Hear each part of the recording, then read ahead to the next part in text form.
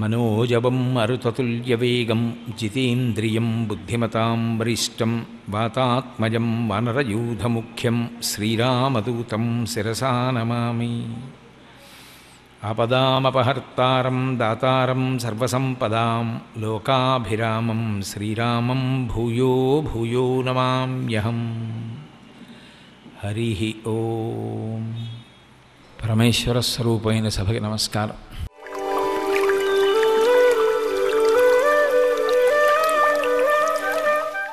నేను ఇవాళ గోదావరి నది గురించి మాట్లాడాలి అని అనుకుంటున్నాను. ఆ నది పేరే గోదావరి. గౌతమ మహర్షి తేబడినటువంటి నది. గౌతమ మహర్షి యొక్క జీవితాన్ని పరిశీలనం చేస్తే పరమాద్భుతమైనటువంటి ఋషిస్వరూపం. సప్తర్షులలో ఒకరు. ఒకానొకప్పుడు మోహిని అవతారం యొక్క ప్రాశస్త్యాన్ని చతుర్ముఖ బ్రహ్మగారు విన్నాడు. విని ఇంత గొప్ప రూపాన్ని, ఇంత అందగత్తెని నా సృష్టిలో నేను ఇప్పటి వరకు తీసుకురాలేదు. ఈశ్వరుడికి కూడా ఒక విశేషమైనటువంటి ఆలోచన కలుగుతూ ఉంటుంది. ఎందుచేత అంటే సాధారణంగా సృష్టి అంతా దేనివల్ల వస్తుంది అంటే మనం గత జన్మలలో చేసుకున్నటువంటి పాపపుణ్యాల్ని ఈ జన్మలో సుఖదుఖాల రూపంలో అనుభవించడానికి వీలుగా ఒక ఉపకరణాన్ని ఇవ్వకపోతే అది సాధ్యం కాదు. కాబట్టి అలా అనుభవించడానికి ఈశ్వరుడు శరీరాన్ని ఇస్తాడు. ప్రథమ ప్రయోజనమేమి అంటే గతం జన్మలో చేసుకున్నటువంటి పాపపుణ్యములు దానివల్ల పోతూ ఉంటాయి. శరీరం లేదనుకోండి, గత జన్మలో చేసుకున్న పాపం ఎలా అనుభవిస్తారు? ఎలా కుదురుతుంది? కుదరదు. నేను ఎవరి మనసో కష్టపెట్టాననుకోండి, ఈ జన్మలో నా మనసు కష్టపెట్టబడాలి. నేను గత జన్మలో ఎవరి మోకాలు మీదో కొట్టాననుకోండి, ఈ జన్మలో నా మోకాలు నెప్పెట్టాలి. గత జన్మలో నేను ఎవరికో తాపం కలిగేటట్టుగా ప్రవర్తించాననుకోండి, ఈ జన్మలో నాకు జ్వరతాపం కలగాలి.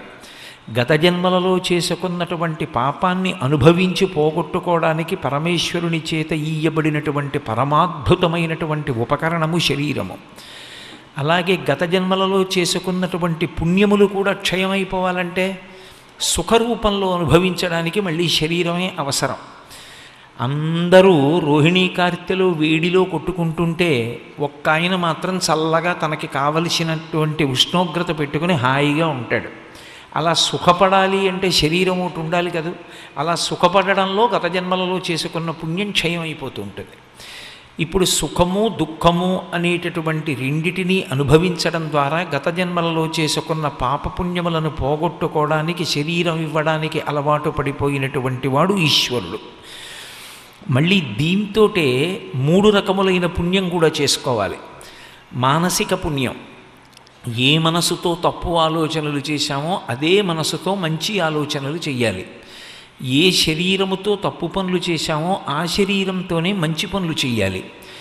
ఏ భగవంతుడిచ్చినటువంటి వాక్కు ఇతరులు బాధ పెట్టడానికి ఉపయోగించామో అదే వాక్కుని 10 మంది యొక్క మనశ్శాంతి కొరకు ఉపయోగించాలి. ఇప్పుడు మనోవాక్కాయ కర్మములనబడేటటువంటి ఈ 3 రకములైనటువంటి పుణ్యములను చెయ్యడానికి వీలైనటువంటి రీతిలో ఆ 3 పుణ్యములు చెయ్యడానికి అవసరమైనటువంటి ఉపకరణముల యొక్క సంఘాత రూపంలో మళ్ళీ ఈ శరీరాన్ని ఈశ్వరుడు ఇస్తూ ఉంటాడు. ఇన్ని కారణముల చేత శరీరాన్ని ఇచ్చే పరమాత్మ విసిగెత్తిపోతట. ఎన్నేళ్ళు కొన్ని కోట్ల కోట్ల కోట్ల జీవుల్ని సృష్టించినా ఎప్పుడూ గత జన్మలో చేసుకున్న పాపపుణ్యాల్ని దృష్టిలో పెట్టుకుని శరీరాలు ఇవ్వాలి. అలా కాదు. అసలు గత జన్మలలో చేసుకున్న పాపపుణ్యాలు ఏవీ లేకపోయినా ఒక శరీరాన్ని పొంది పుట్టుకతోనే ఏమీ అనుభవించడానికి లేవు కాబట్టి మహాజ్ఞాని అయినటువంటి వాడిని ఒకడిని సృష్టించి నేను సంతోషించాలి అని ఒకప్పుడు 2 సృష్టించాడు ఆయన. ఒకరు వామదేవుడు. శంకర భగవత్పాదుల బ్రహ్మసూత్ర భాష్యంలో చెప్తారు. ఒకరు వామదేవుడు, ఒకరు శుకబ్రహ్మ. వీళ్ళిద్దరూ కూడా కారణజన్ములు. వాళ్ళు పుట్టుకతో జ్ఞానులు. అటువంటి వాళ్ళని 2 సృష్టించాడు. అలాగే బ్రహ్మగారు తన సృష్టి పట్ల తాను వైముఖ్యం పొందుతుంటాడు ఒక్కొక్కసారి. అలా ఎప్పుడు వైముఖ్యం పొందాడు అంటే శ్రీ మహావిష్ణువు మోహిని రూపాన్ని పొందినప్పుడు పొందాడు. శ్రీ మహావిష్ణువు భగవతి గురించి తపించి అద్భుతమైనటువంటి మోహిని అవతారాన్ని స్వీకరించారు. ఆ మోహినీ స్వరూపం చేత దేవతల్ని రాక్షసుల్ని కూడా భ్రాంతిలో ముంచి అమృతము ఎవరికి అందితే ధర్మం నిలబడుతుందో అటువంటి దేవతలకి అమృతం అందేటట్టుగా ప్రయత్నించారు. ఇంత గొప్ప రూపాన్ని నా సృష్టిలో నేను తీసుకురాలేకపోయాను, పరితపించాడు బ్రహ్మగారు. అందుకే మోహినీ రూపం ఎంత సౌందర్యవంతమో అంతటి సౌందర్య రాశిని సృష్టిస్తాననుకున్నాడు. ఆయన ఎంతో కష్టపడి తపించి సృష్టించినటువంటి అద్భుత సౌందర్య రాశి అహల్యామాత. అంత గొప్ప స్త్రీని సృష్టించడం ఒకెత్తైతే, ఇప్పుడు ఆమె పుట్టిన దగ్గర నుంచి కూడా ఆమె మాకు కావాలి అని వెంటపడేవాళ్ళు కూడా అంతమంది బయలుదేరారు. ఎవరికి ఇవ్వాలి ఆ పిల్లని? ఎవరు రక్షించగలడో? ఎవరు సంస్కారం అందించగలడు? ఎవరు దానికి యోగ్యుడు? ఇంత అందమైన పిల్లని తీసుకెళ్ళి ఆయన దగ్గర పెట్టినా కూడా ఆయనకి అన్యమైన భావన మనసులో కలగకుండా చతుర్ముఖ బ్రహ్మగారి యొక్క మానసపుత్రి అయినటువంటి ఈ పిల్లకి సంస్కారము నేర్పడం వినా మనసులో వీరొక కదలిక లేకుండా ప్రవర్తించగలిగిన వాడెవరు అని చూశాడు. గౌతమ మహర్షి ఆయన దృష్టికి గోచరించాడు. గౌతముని యొక్క గొప్పతనం చెప్పడానికి ఈ సందర్భం ఒక్కటి చాలు. అటువంటి గౌతమ మహర్షికి ఈ పిల్లని అప్పచెప్పాడు. పెళ్లి చేయలేదు, పిల్లని అప్పచెప్పాడు. నీ దగ్గర నీ ఆశ్రమంలో ఉంచుకుని నీ శుశ్రూష చేయించుకో. మహాత్ముల యొక్క శుశ్రూష ఉత్తినే పోతుందని మీరు అనుకోకండి. కాశీపట్టణంలో చింతామణి గణపతి దేవాలయాన్ని నిర్వహణ చేసేటటువంటి అన్నదమ్ములు ఉన్నారు. అందులో పెద్ద ఆయనకి పుట్టినప్పుడు మాటలు సరిగ్గా రాలేదు. పెద్దవాడు అవుతున్నాడు, మాట రావట్లేదు. ఎలా మాట వస్తుంది అని పరితపించారు. ఎవరో ఒక మహాత్ముడు చెప్పాడు. శృంగగిరి పీఠాధిపత్యంలో ఉన్నారప్పుడు అభినవ విద్యాతీర్థ మహాస్వామి వారు. ఆ మహాస్వామి వారి దగ్గరికి తీసుకెళ్ళి విడిచిపెట్టేయండి. ఈ పిల్లవాడు మీకు శుశ్రూష చేస్తాడు అని చెప్పండి. మీరు ఎందుకు తీసుకెళ్లారో ఆయన గ్రహించగలరు. తీసుకెళ్ళి విడిచిపెట్టేయండి అన్నారు. అభినవ విద్యాతీర్థ మహాస్వామి వారికి శుశ్రూష చేసేవాడు. ఆయనకి మాటలు వచ్చేసాయి. ఇవి పరమసత్యములు, ఇవేమీ అభూత కల్పనలు కావు. ఇప్పటికే ఆయన కాశీపట్టణంలో ఉన్నారు. మీరు వెళ్ళి ఆయనతో మాట్లాడచ్చు కూడా. మహాత్ముల సేవ ఉత్తినే పోదు. అందుకే గౌతముని యొక్క సేవ యందు వినియోగించాడు బ్రహ్మగారు అహల్యామాతను. ఆమె గౌతమ మహర్షిని సేవిస్తోంది. ఇలా కాలం గడుస్తుండగా ఆమె యవ్వనంలోకి ప్రవేశించింది. కాబట్టి ఇప్పుడు ఆమెకి వివాహం జరగాలి. అది గమనించినటువంటి గౌతముడు ఆ పిల్లని తీసుకొచ్చి బ్రహ్మగారికి అప్పచెప్పేశాడు. ఈమె యవ్వనంలో ఉంది కాబట్టి ఇప్పుడు ఈమెకు వివాహం జరగాలి. తండ్రివి నీవు కనుక యోగ్యుడైనటువంటి వరుణ్ణి నువ్వు నిర్ణయం చెయ్యాలి. చేసి ఈమెకు తగినటువంటి వరుణ్ణి చేకూర్చి దాంపత్య జీవనంలో గృహస్థాశ్రమంలో ప్రవేశపెట్టమన్నాడు. ఎప్పుడైతే అహల్యకి వివాహం సంకల్పం జరిగింది అని తెలిసిందో ఇంద్రాది దేవతలందరూ కూడా వచ్చారు. అందరూ వచ్చారు. ఆమె మాకు కావాలి అనుకున్నారు. అడిగారు బ్రహ్మగారిని.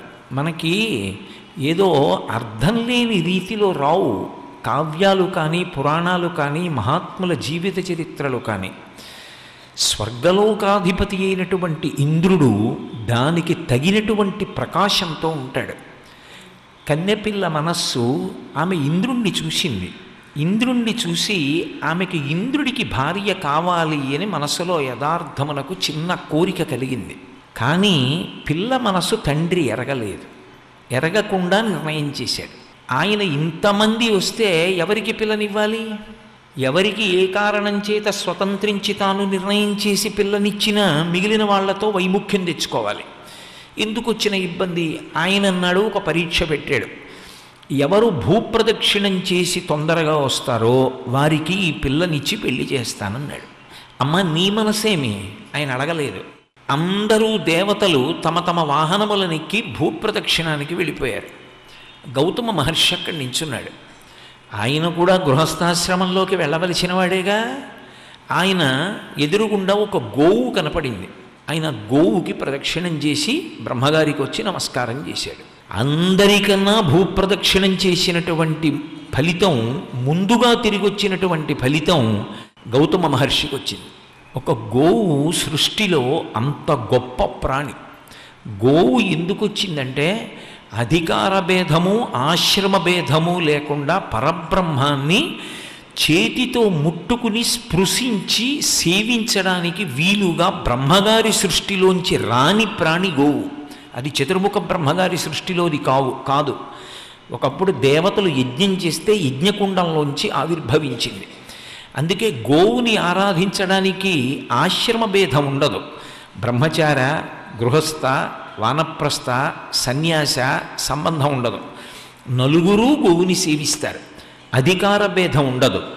ఓ యజ్ఞంలో హవిస్సు ఇవ్వాలి అంటే అధికారం చూస్తారు, కానీ గోవుని సేవించాలి అంటే అధికార భేదం ఉండదు. ఎవరైనా గోవుని సేవించవచ్చు.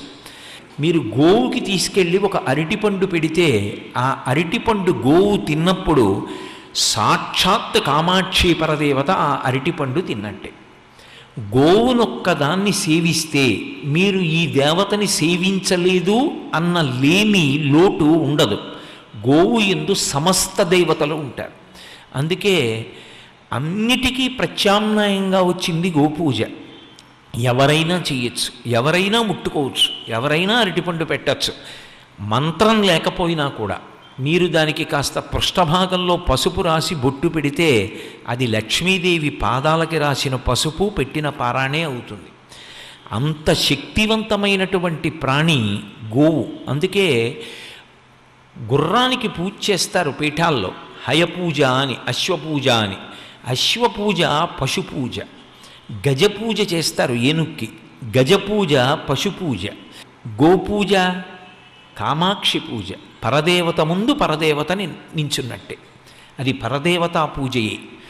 అందుకే గోవుకి ఉపచారమే తప్ప గోవు ఉపచారం ఉండదు. ఇంకా గోవు యొక్క వైభవాన్ని చాటి చెప్పినటువంటి మహాపురుషులలో ఒకడు గౌతమ మహర్షి. అటువంటి గౌతమ మహర్షి ఆ గోవు చుట్టూ ప్రదక్షిణం చేశాడు. ప్రదక్షిణం చేసి వచ్చి బ్రహ్మగారి దగ్గర నిలబడి నమస్కరిస్తూ ఉండిపోయాడు. మిగిలిన వాళ్ళందరూ భూప్రదక్షిణానికి వెళ్ళారు వాహనాల మీద. ఎంత వేగంగా వెళ్ళినా వాళ్ళందరికన్నా ముందు ప్రదక్షిణం చేసి వెళ్ళిపోతున్న వాడిగా గౌతముడే కనపడ్డాడు. చతుర్ముఖ బ్రహ్మగారు ఒక మాట అన్నాడు, ఎవరు ముందు భూప్రదక్షిణం చేసి వస్తే వాళ్ళకే పిల్లనిస్తానన్నాడు. గౌతముడు శాస్త్రవిధిని అనుసరించి భూప్రదక్షిణం చేసేసినట్టే ఆయన ఖాతాలో పడిపోయింది. కాబట్టి ఇప్పుడు గౌతమ మహర్షికి ఇచ్చి వివాహం చేశాడు. ఇద్దరూ సంతోషంగా జీవనం చేశారు. మహాతల్లి గొప్ప తపస్సు చేసినది. అహల్య మాతృస్వరూపిణి. ఆ తల్లి పేరు చెప్తే జాతి అంతా రెండు చేతులెత్తి నమస్కరించవలసిందే, అంత గొప్ప తల్లి. అటువంటి గౌతమ మహర్షి ఒకానొకప్పుడు దేశం అంతటా క్షామం వస్తే అన్నదానం చేశాడు. అన్నదానం చేయడం అనేటటువంటిది అంత ఉత్కృష్టమైనటువంటి దానం. ఎందుచేత అంటే అన్నం పెట్టడం చేతనే ప్రాణములు నిలబడతాయి. మీరు ఒక విషయాన్ని గమనించి ఉంటారు, అన్నం పెట్టేటప్పుడు అరమరికలు చూడరు, తారతమ్యం చూడరు. సహపంక్తి భోజనం అని ఒకటి ఉంటుంది. అక్కడ ఏ అరమరికలు ఉండవు, అందరూ కలిసి కూర్చుని భోజనం చేస్తారు. కార్తీక మాసంలో చేసేటటువంటి వనభోజనం అటువంటి భోజనాల్లో ఒకటి. మొట్టమొదట అది చేసిన వాడెవరు అంటే భాగవతంలో కృష్ణ పరమాత్మ చేశాడు. గోపాల బాలురందరినీ చుట్టూ పెట్టుకొని జలజాంతస్థిత కర్ణికం తిరిగిరా సంఘంబులయ్యున్న రీకుల చందంబున కృష్ణునిన్ తిరిగిరా కూర్చుండి వీక్షించుచున్ లతలున్ పల్లవముల్ శిలల్ ఆకులు కంచంబులుగా భుజించరతటన్ గోపార్భకుల్ భూవరా అంటారు మహర్షి. అలా అద్భుతంగా వనభోజనం చేసినటువంటి వాడు కృష్ణ పరమాత్మ, గోపాల బాలురు. అరమరికలు లేకుండా భోజనం చేస్తాం. ఈ భూమి విస్తీర్ణం ఒక అంగుళం పెరగదు, భూమి విస్తీర్ణం ఒక అంగుళం తగ్గదు. కానీ ఈ కోట్ల కోట్ల జీవరాశులు పెరుగుతూ ఉంటారు. మరి అన్నం ఎక్కడి నుంచి వస్తుంది అంటే ఈ భూమి యందే పరదేవతానుగ్రహం అన్నపూర్ణాదేవిగా ప్రకాశించి అన్నం వస్తుంది. అన్నపూర్ణ తత్వంలో అందరూ అన్నం తినాలి అని మొట్టమొదట కోరుకుంటారు మహాపురుషులు. అందున క్షామంతో ఉన్నప్పుడు అన్నం లేక జీవులు పడిపోకూడదు. అందుకని క్షామంలో ఉన్నప్పుడే మహానుభావుడు తపస్సు చేశాడు. బ్రహ్మగారి గురించి గౌతముడు తపస్సు చేసి ఒక వరం అడిగాడు. నేను విత్తనాలు పాతితే జాములో పంట పండాలి అని అడిగాడు. అనుగ్రహించారు బ్రహ్మగారు. అంత క్షామంలో కూడా వచ్చినటువంటి అన్నార్తులందరికీ అన్నం పెట్టేవాడు. క్రమంగా అది విస్తరణ పొందింది. ఎంత విస్తరణ పొందింది అంటే గౌతమ మహర్షి యొక్క ఆశ్రమ ప్రాంగణం అంతా అన్నార్తులతో నిండిపోయేది. మన ఇంట్లో పరమేశ్వరుని యొక్క ఆశీర్వచనం ఇంకొకలా అక్కర్లేదు. ఇంటికొచ్చిన అతిథి యొక్క త్రేణుపు వినపడిందనుకోండి, అందున ఇంటికొచ్చిన వాడు పరమ భాగవతోత్తముడు అనుకోండి, ఆయన ఏ కోరిక లేనివాడు, ఆయన నాకు ఇది కావాలి అని మనసులో ఓ కోరికతో ఉండేవాడు కాడు. అటువంటి వాడు భగవత్కార్యం మీద వచ్చి అన్నం తిని త్రేయించాడనుకోండి, వెంటనే పరమేశ్వరుడు ఆశీర్వచనం చేస్తాడు. మీరు ఎప్పుడైనా చదవండి, యజ్ఞయాగాది క్రతువులలో వచ్చిన వాళ్ళ త్రేణుపులు వినపడ్డాయని రాస్తారు. ఆ త్రేణుపు వినపడితే పరమాత్మ సంతోషానికి కారణం. మీరు అందుకే చూడండి, మీ ఇంట ఎవరు కాళ్ళు కడిగారయ్యా ఇంత ఐశ్వర్యం వచ్చిందంటారు. మీ ఇంట ఎవరు కాళ్ళు కడిగారయ్యా అంటే దానికి అర్థం ఏంటి? కాళ్ళు కడుక్కోవడము అంటే ఇంట్లోకి వస్తూ కాళ్ళు కడుక్కోవడం కాదు, భోజనం అయిన తర్వాత కాళ్ళు కడుక్కోవాలి. అందుకే అన్నిటికన్నా ప్రధానం ఏమిటంటే భోజనం అయిన తర్వాత కాళ్ళు కడుక్కోవడానికి సదుపాయం కల్పించడం. ఒకవేళ కాళ్ళు కడుక్కోవడానికి సదుపాయం లేదనుకోండి, కారణం చేతనైనా వాళ్ళ అభ్యున్నతిని కోరుకున్న వాళ్ళైతే ఆ భోజనానికి వెళ్ళిన వాడు బొటన వేళ్ళని తడుపుకుంటాడు. నీరు చేత్తో తీసుకొని బొటన వేళ్ల మీద పోసుకుంటారు. బొటన వేళ్ల మీద పోసుకుంటే కాళ్ళు కడుక్కున్నట్టే. ఇంట ఒక్కొక్కసారి ఏ మహాత్ముడు వచ్చి పట్టెడు అన్నం తిని కాళ్ళు కడుక్కుని వెళ్ళాడో, అలా అన్నం తిని ఆయన కాళ్ళు కడుక్కుని వెళ్ళిపోతే మీ ఇంటి పూజామందిరంలో సింహాసనంలో మీ చేత అర్చింపబడుతున్నటువంటి పరమాత్మ విశేషమైన సంతోషాన్ని పొందుతాడు. ఇన్నాళ్ళకి నన్ను నమ్ముకున్నవాడు వచ్చి పట్టాడు అన్నం తిని త్రేయించి కాళ్ళు కడుక్కున్నాడని. ఆయన కాళ్ళు కడుక్కున్నప్పుడు కింద పడినటువంటి నీళ్లలోంచి ఐశ్వర్యము ఉద్భుతమవుతుంది. అందుకు అంటారు, ఎవరు కాళ్ళు గడిగారండి ఆ ఇంట్లో ఇంత వృద్ధిలోకి వచ్చింది, ఎవరు కాళ్ళు గడిగారండి, ఆ ఇంట ఎప్పుడూ శుభకార్యాలే, అసలు ఆ ఇంట్లో ఎప్పుడూ అమంగళవార్త, ఆ ఇంట్లో ఎప్పుడు బాధపడుతూ ఉండడం ఉండదు. ఎవరు వెళ్ళి ఆ ఇంట్లో కూర్చోండి మనశ్శాంతిగా ఉంటుంది. కారణం మహాత్ములు వచ్చి కాళ్ళు కడుక్కుని వెళ్ళినటువంటి ఇల్లు. కాబట్టి భాగవతంలో దశమస్కంధంలో మాట అంటారు, ఊరకరారు మహాత్ములు వా రథముల ఇండ్ల కడకు వచ్చుటలెల్లను కారణము మంగళములకు, మీరొచ్చుట శుభము మాకు నిజము మహాత్మా అంటారు. గౌతమ మహర్షి యొక్క ఆశ్రమ ప్రాంగణం ప్రతిరోజు కూడా విశేషంగా అన్నార్తులు వస్తుండేవారు, అన్నం తింటుండేవారు, వాళ్ళని అతిథి రూపంలో సేవించేవారు. ఇప్పటికీ శివభక్తులైనటువంటి 63 మంది నాయనార్లు ఉన్నారు. 63 మంది నాయనార్లు ఉన్న ఊళ్ళో ఒక ఊర్లో ఒక తల్లి నాకు వీడియో కూడా తీసుకొచ్చి చూపించారు. అది వాళ్ళు అక్కడ భోజనం ఎలా పెడతారంటే ఏదో ఇంటికి వచ్చిన వాడికి భోజనం పెట్టడం కాదు, భోజనానికి తీసుకెళ్లే ముందు వచ్చినటువంటి అతిథిని కూర్చోపెట్టి వాళ్ళ కాళ్ళు కడిగి నీళ్లు చల్లుకుని మెడలో పుష్పహారం వేసి, నా స్రగ్వీ అని కదూ, అందుకని మెడలో ఒక పూలహారం వేసి మంగళద్రవ్యాల్ని అర్పించి తర్వాత భోజనానికి తీసుకెళ్ళి వాళ్ళు భోజనం చేసిన తరువాత కూర్చోపెట్టి మళ్ళీ వాళ్లే కాళ్ళు కడిగి చందనాన్ని సమర్పణం చేస్తారు. అంత మర్యాద చేస్తారు అతిథి సేవ అని.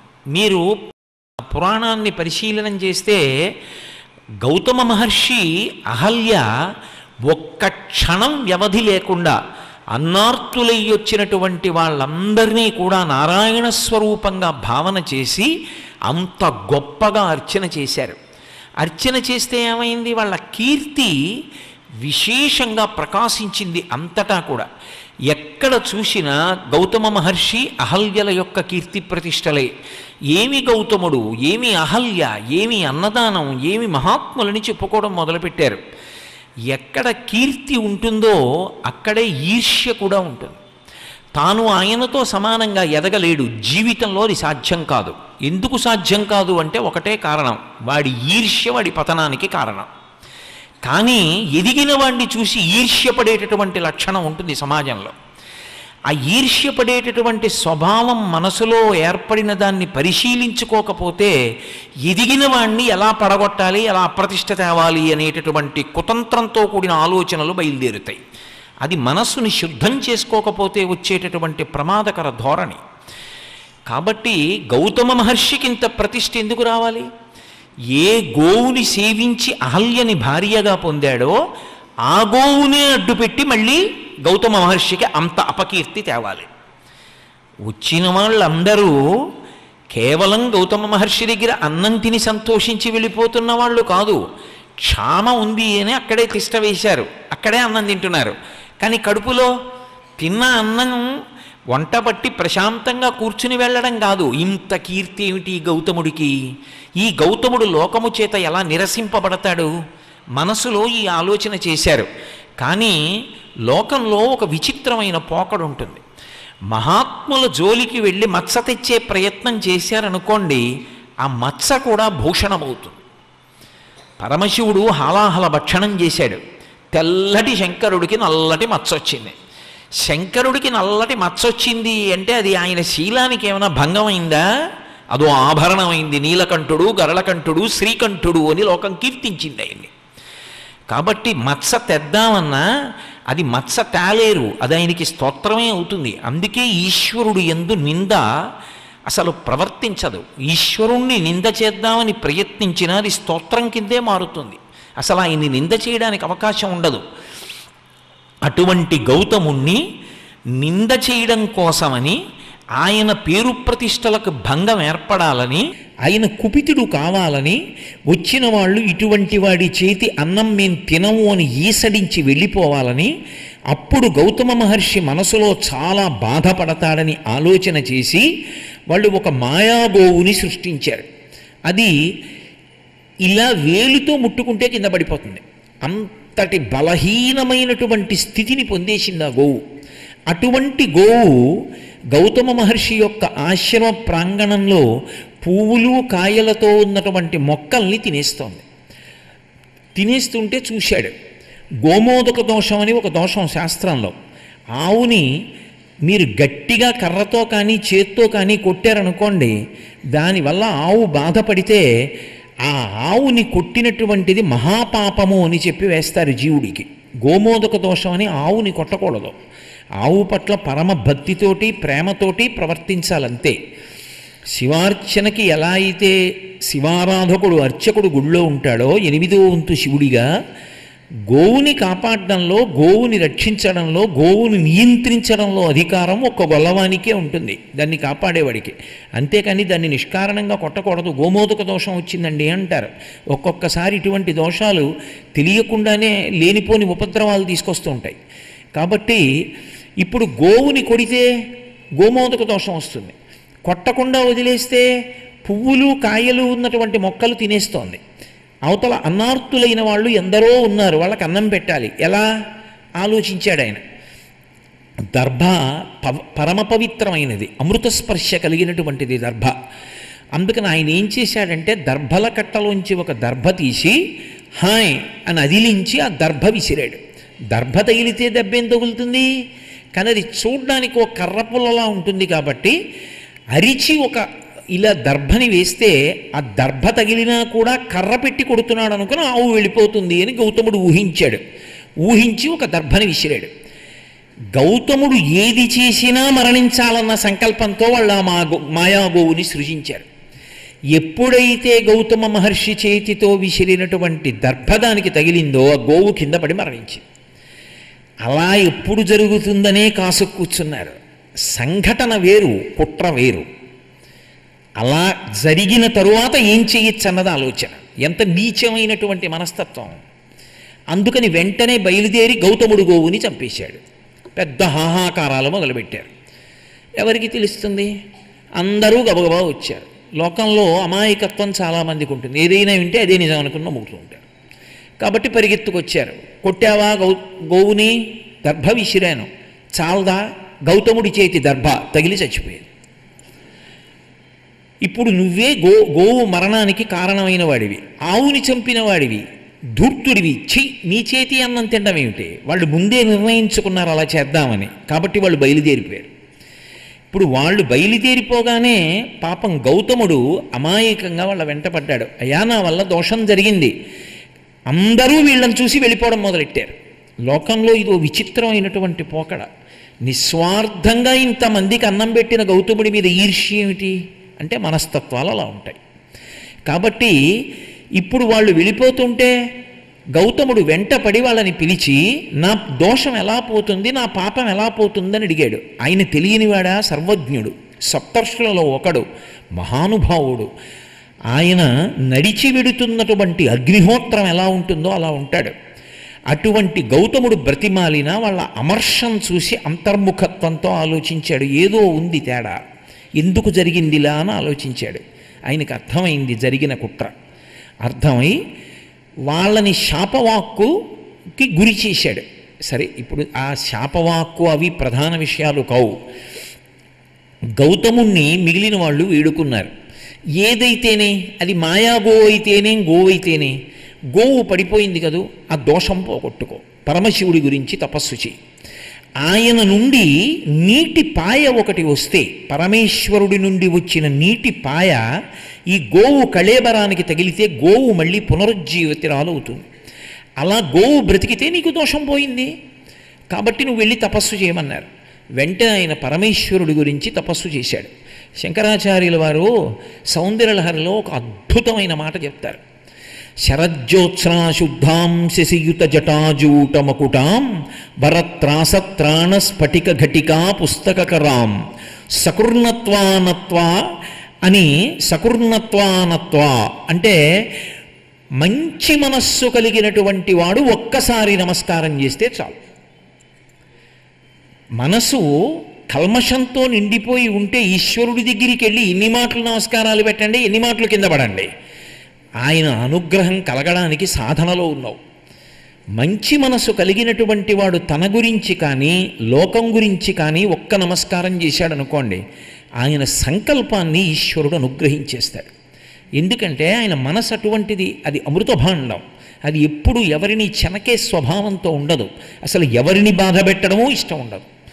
ఇష్టం ఉండనటువంటి వాడు భగవంతుణ్ణి నమ్ముకుని బ్రతుకుతున్నవాడు కాబట్టి వాడు చేసినటువంటి సంకల్పం ఏదో అది ఆయన ఒక్క నమస్కారం చేస్తే చాలు, ఈశ్వరుడు తీర్చేస్తాడు. సకృన్నత్వానత్వా అంటారు శంకర భగవత్పాదులు. అందుకే అలా గౌతముడు ఎన్ని వేల సంవత్సరాలు తపస్సు చేయాలి ఏమిటి పరమేశ్వరుడి గురించి? మంచి మనస్సున్నవాడు పరమశివుడి గురించి తపించాడు. పరమేశ్వరుడు ప్రత్యక్షమయ్యాడు. ఏం కావాలని అడిగాడు. అది మాయాగోవో గోవు నా వలన మరణించిందన్నారు. దర్భ విసిరాను, నిజమే, గోవు పడిపోయింది. ఆ గోవు మళ్ళీ బ్రతకాలి, అనుగ్రహించమన్నాడు. ఆయన ఒక జటని ఒకదాన్ని తీసి చేతిలో పెట్టాడు. ఈ జటని పట్టుకెళ్ళి పిండు. ఎందుచేత అంటే పరమేశ్వరుడికి ఒక పేరుంది, ఆయన అరుణజటేశ్వరుడు అని. మన వైపు ఆ పేరు అంత బాగా పెట్టుకోగానే మీరు ద్రవిడ దేశం వెడితే ఇప్పటికీ అరుణజటేశ్వరుడు అని పేరు పెట్టుకుంటారు. మాకు ఓ పెద్ద ఆఫీసర్ గారు ఉండేవారు, అరుణజటాయ్, ఆయన పేరు అరుణజడాయ్ అంటుండేవారు. ఆయన పేరు రాస్తే రైల్వే వాళ్ళు ఫిమేల్ అని కొట్టేవారు, ఆడదనుకునేవారు అరుణ చూసి. అరుణజటేశ్వరుడు అంటే ఎర్రని జటలు కలిగిన వాడు. ఎర్రని జటలు ఆయనకి ఎందుకుంటాయంటే ఎప్పుడూ గంగ చేత తడిసి ఉంటుంది ఆయన యొక్క తల, అది జ్ఞానగంగ.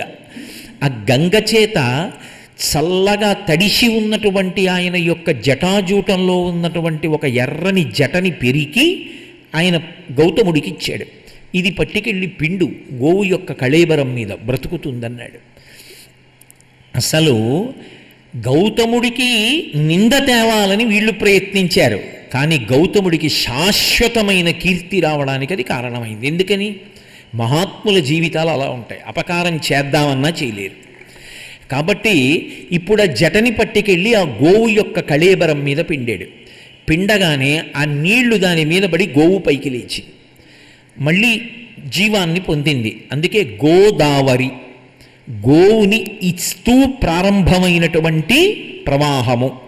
గౌతమీ గంగా, పరమశివుని యొక్క జటాజూటంలో ఉన్నటువంటి జటని గౌతమ మహర్షి చేత్తో పిండినప్పుడు గోవుని బ్రతికిస్తూ పరమ మంగళప్రదంగా ప్రారంభమైనటువంటి జీవధార.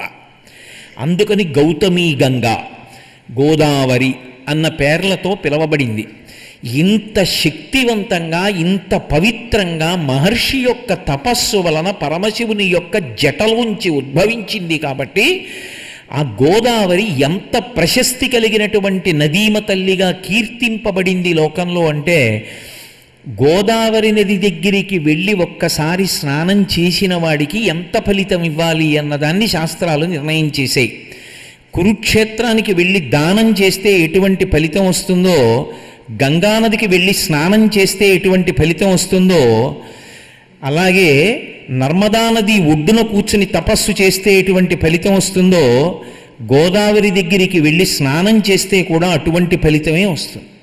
అంటే గోదావరి నది ఎంత శక్తివంతమైనదో, ఎంత పావనమైనదో మనకు అర్థమవుతుంది. అయితే తెలిసి కానీ తెలియక కానీ నది విషయంలో ఒక్కసారి స్నానం చేసినా నమస్కరించినా అంత ఫలితాన్ని నది ఇవ్వగలుగుతుంది. కారణం, నదికి ఒక అధిష్టాన దేవత ఉంటుంది. నది కేవలం ప్రవాహం కాదు, ఆ ప్రవాహానికి అంతటికీ కూడా ఒక అధిష్టాన దేవత ఉంటుంది. ఆ అధిష్టాన దేవత యొక్క అనుగ్రహం చేత అటువంటి స్థితి కలుగుతుంది. దాన్ని తెలుసుకున్న నాడు అటువంటి నదుల్ని కాపాడుకోవడం అనేటటువంటి దాని మీద మనం ఎంత శ్రద్ధతో ఉండాలి అన్నది అర్థమవుతుంది. ఆ నదీ వైభవాన్ని తెలుసుకుని ఉన్ననాడు ఎలా ప్రవర్తించాలో, నదుల్ని మనం ఎలా కాపాడుకోవాలో, దాని వైశిష్ట్యం ఏమిటో మనకు అర్థమవుతుంది. కాబట్టి అంత పరమ పవిత్రమైనటువంటి రీతిలో గోదావరి యొక్క ప్రారంభము జరిగింది. అది జీవధార, అది ఒకనాడు ఎండిపోయేది కాదు. గోదావరికి ఉన్నటువంటి గొప్పతనం ఏమిటంటే నాసికాత్రయంబక్లో ప్రారంభమవుతుంది. ఆ నాసికాత్రయంబక్ దగ్గర ప్రారంభమైనటువంటిది మొట్టమొదట త్రయంబకేశ్వరుడి వెనకాతల చిన్న సరస్సుగా, ఇది గోదావరి ఏమిటి, ఇది ఇంత పెద్ద నది ఏమిటి అనిపిస్తుంది. అసలు దక్షిణ దేశంలో ఉన్నటువంటి నదులన్నిటిల్లోకి చాలా పెద్ద నది ఏది అంటే గోదావరి. అంత పెద్ద నది అయినటువంటి గోదావరి బొట్టుబొట్టుగా ప్రారంభం అవుతుంది. చిన్న ధారగా వచ్చి త్రయంబకేశ్వర దేవాలయం వెనకాతల ఒక మడుగుగా ఏర్పడుతుంది. ఒక మడుగుగా ఏర్పడినటువంటిది తరువాతి కాలంలో అది అందుకున్నటువంటి వేగం చూస్తే, దాని యొక్క ఝరి, దాని యొక్క ప్రవాహం చూస్తే ఆశ్చర్యజనకంగా ఉంటుంది. అంత ఆశ్చర్యజనకమైనటువంటి వేగంతో ఉపనదుల్ని కలుపుకొని అంత దూరం ప్రయాణం చేస్తూ వెడుతుంది. గోదావరి నది యొక్క అధిష్టాన దేవత ఇప్పటికీ పలుకుతుంది. మహాత్ములైనటువంటి వారికి గోదావరి ఇప్పటికీ ఎప్పటికీ పలుకుతూనే ఉంటుంది.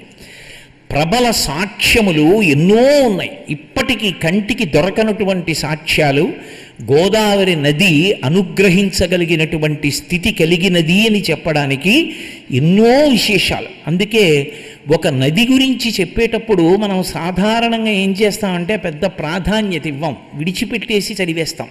లేదా చదివినా కూడా ఏది ప్రధాన కథో ఆ ప్రధాన కథతో అనుసంధానం అయిపోతాం తప్ప, అక్కడ నది గురించి స్పర్శ వస్తే ఆ నది గురించి ఏం చెప్పబడింది అన్న విశేషానికి ఎక్కువ ప్రాధాన్యత ఇచ్చే ప్రయత్నం చెయ్యం.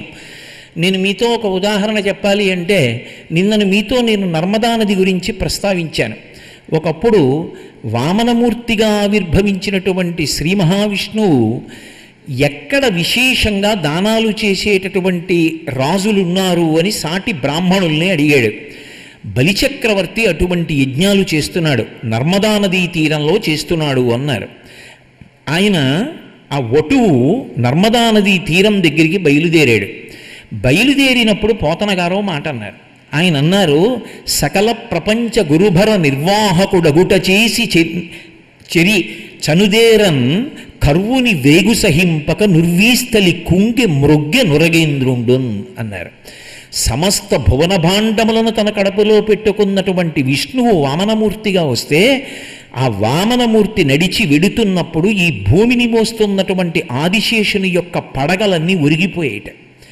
భూమి కుంగింది ఆయన యొక్క శక్తిని తట్టుకోలేక. కానీ అంతటి మహానుభావుడు నర్మదా నదిని దాటాడు. ఎందుకని నర్మదా నదికి ఆవలి వైపు యజ్ఞం చేస్తున్నాడు బలిచక్రవర్తి. ఆ బలిచక్రవర్తిని దర్శించడం కోసమని చెప్పి ఆయన నర్మదని దాటినప్పుడు పోతన గారు నర్మదా నది గురించి ఒక విషయం చెప్పారు. నర్మద అని మొదలు పెట్టలేదు పద్యం, శర్మద అని మొదలెట్టారు. ఎంత చమత్కారం చూడండి. మహానుభావులకున్న గొప్పతనం ఏమిటంటే చాలా తక్కువ తక్కువ అక్షరాలలో అత్యధిక భావాన్ని నింపేస్తారు. నర్మద అని కదూ మొదలెట్టాలి ఆయన నది దాటుతున్నప్పుడు.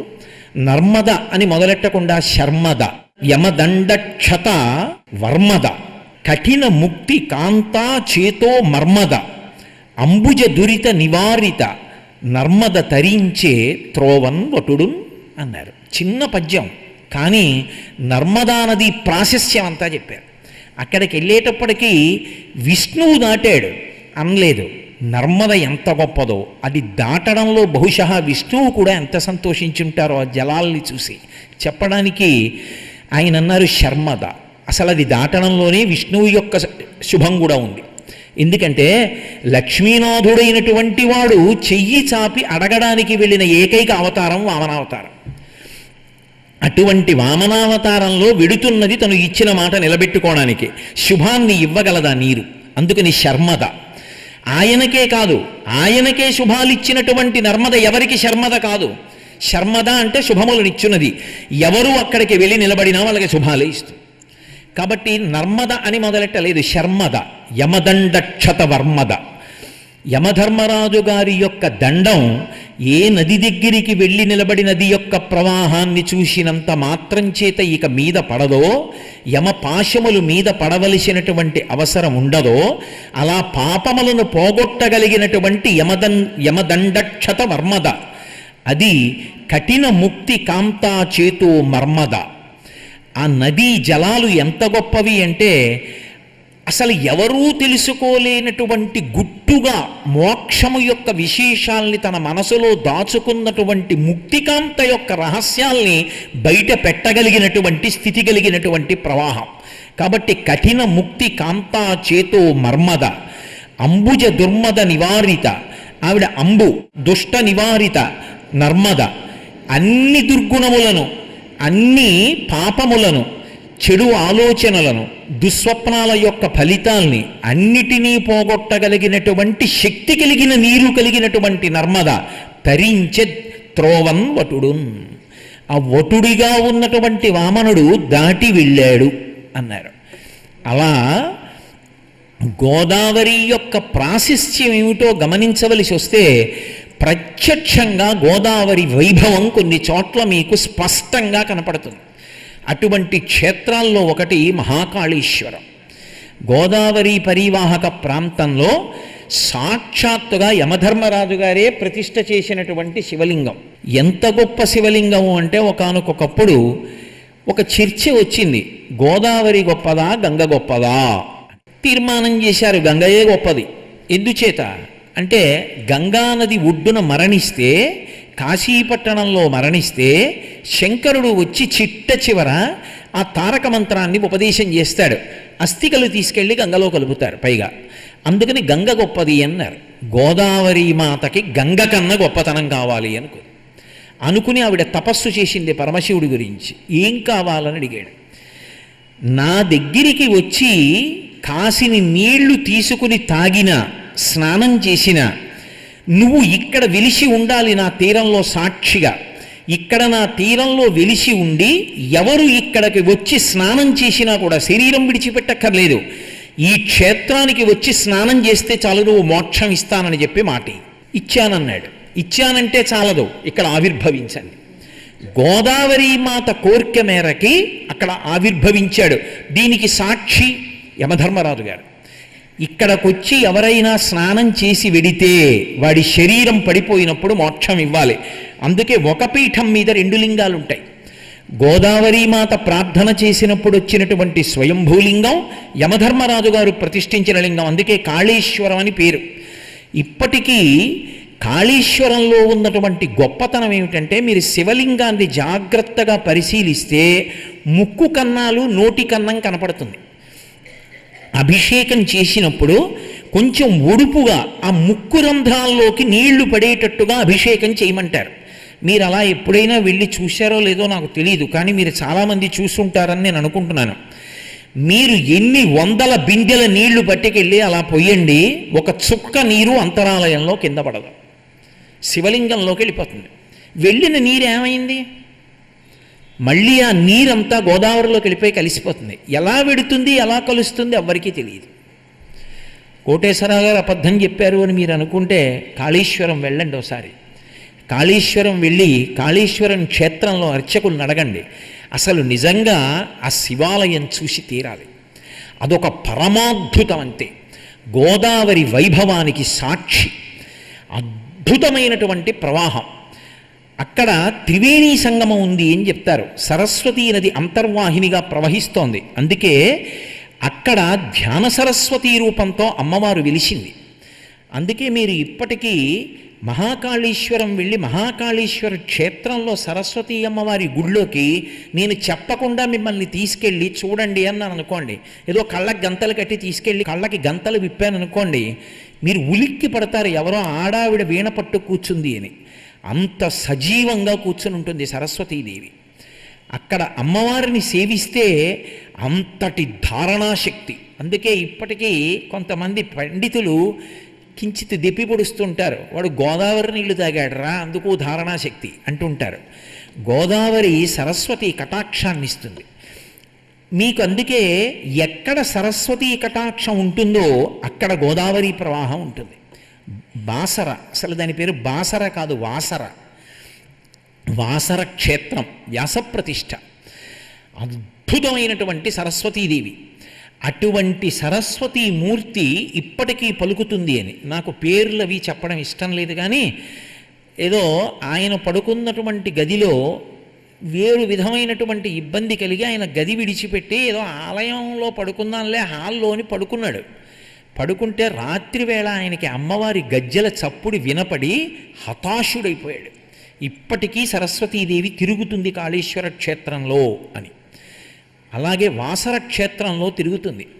గోదావరి తీరంలో వెలిసినటువంటి ఈ క్షేత్రాలు అంత పరమపావనమైనటువంటి క్షేత్రాలు. ఇప్పటికీ మీరు మహాకాళేశ్వరంలో చేసినటువంటి అభిషేక జలాలు ఎక్కడికి వెడతాయి ఎవరికీ తెలియదు.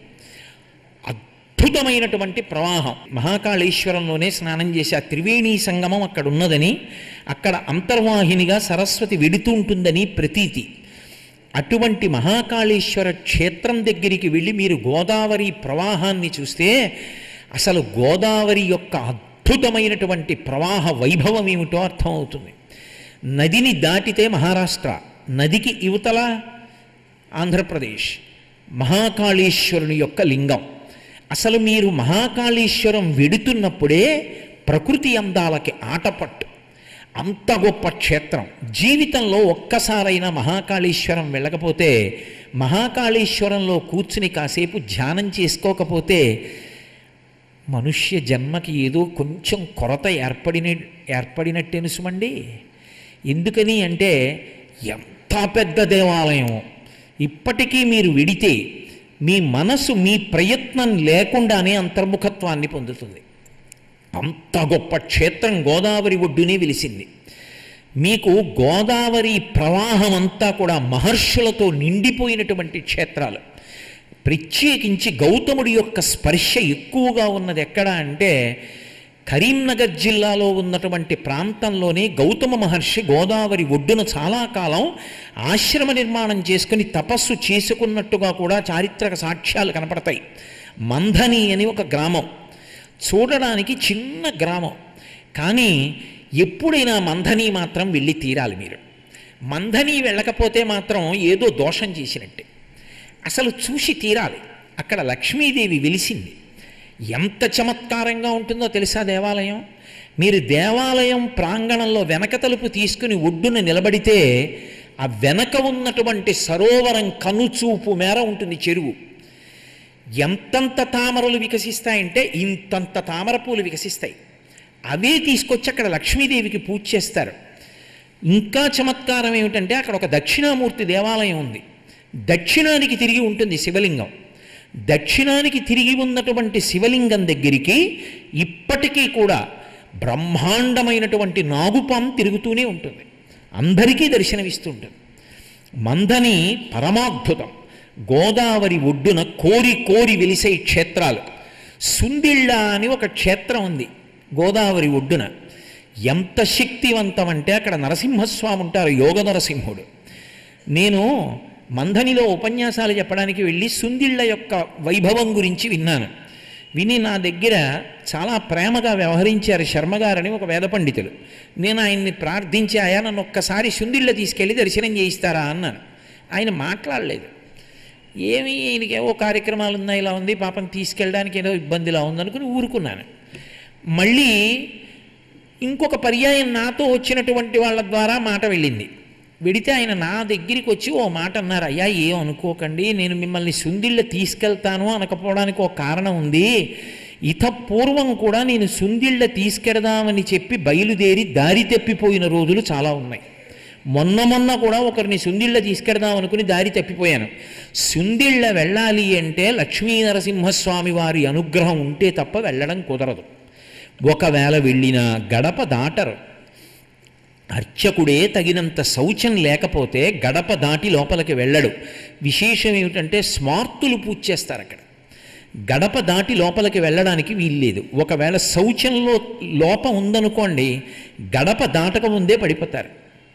కాబట్టి ఆ క్షేత్రానికి తీసుకెళ్ళమని మీరు అడిగారు, కానీ అది దర్శనం చేసే యోగ్యత మీకుందో లేదో నాకు తెలియదు. తీరా తీసుకెళ్ళడానికి బయలుదేరిన తర్వాత మీరు 9ంటికి దర్శనం, 10ంటికి తిరిగి వచ్చి 11ంటికి ఉపన్యాసం అంటే మనం తిరిగి వస్తామో లేదో తెలియదు దారి తప్పిపోయి. అందుకని నేను మీకు మాట ఇవ్వలేదన్నాడు. సరే, నేను ఉపన్యాసాలు ఏమీ పెట్టుకోకుండా ఓ రోజు తెల్లవాన కట్ట బయలుదేరదాం, ఓవేళ దారి తప్పిపోతే వచ్చేస్తాంగా, 10ంటికో 11ంటికో. అంత దారి తప్పిపోవడం ఏమిటండి అని అడిగాను. నిర్మానుష్యం, మీకు దారి తప్పే మనిషి ఉండడం అన్నాడు. నరసింహస్వామి వారి అనుగ్రహం, ఏమీ దారి తప్పిపోకుండా క్షేత్రానికి వెళ్ళిపోయి గడప దాటి లోపలికి వెళ్ళి స్వామిని సేవించుకొని దర్శనం చేసుకుని బయటికి వస్తుంటే అక్కడ అర్చక స్వామి నాతో ఓ మాట చెప్పారు. అయ్యా, మొన్ననే ఓ కుటుంబం వచ్చిందండి దర్శనానికి.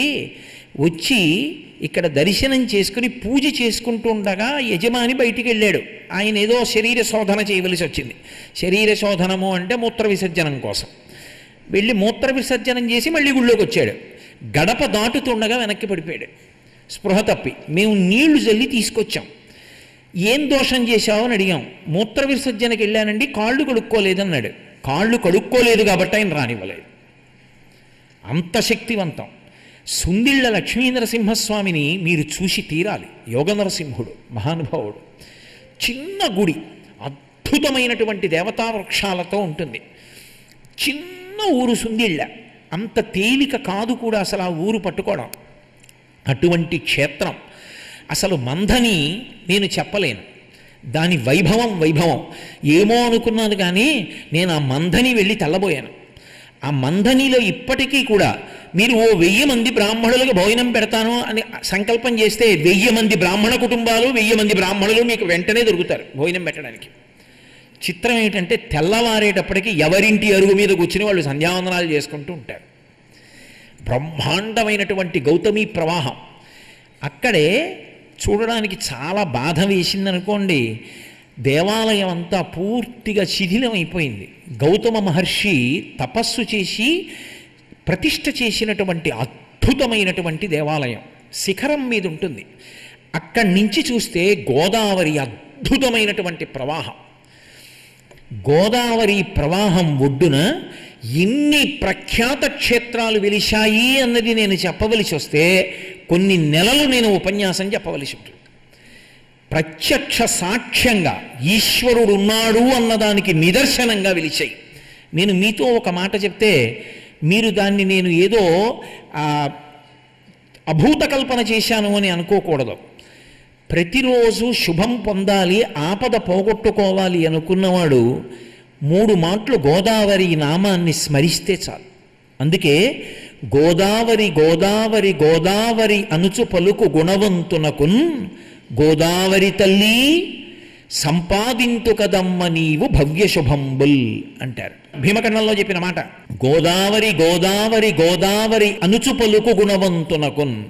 3 మాటలు గోదావరి గోదావరి గోదావరి అంటే చాలు.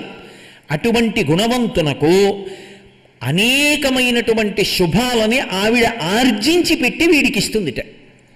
ఆ అధిష్టాన దేవత అంతటి కరుణామయి, మహర్షి స్పర్శ చేత పరమశివజటాటు జూటంలోంచి వచ్చినటువంటి తల్లి. అంత గొప్ప క్షేత్రములు వెలిసి ఉన్నాయి.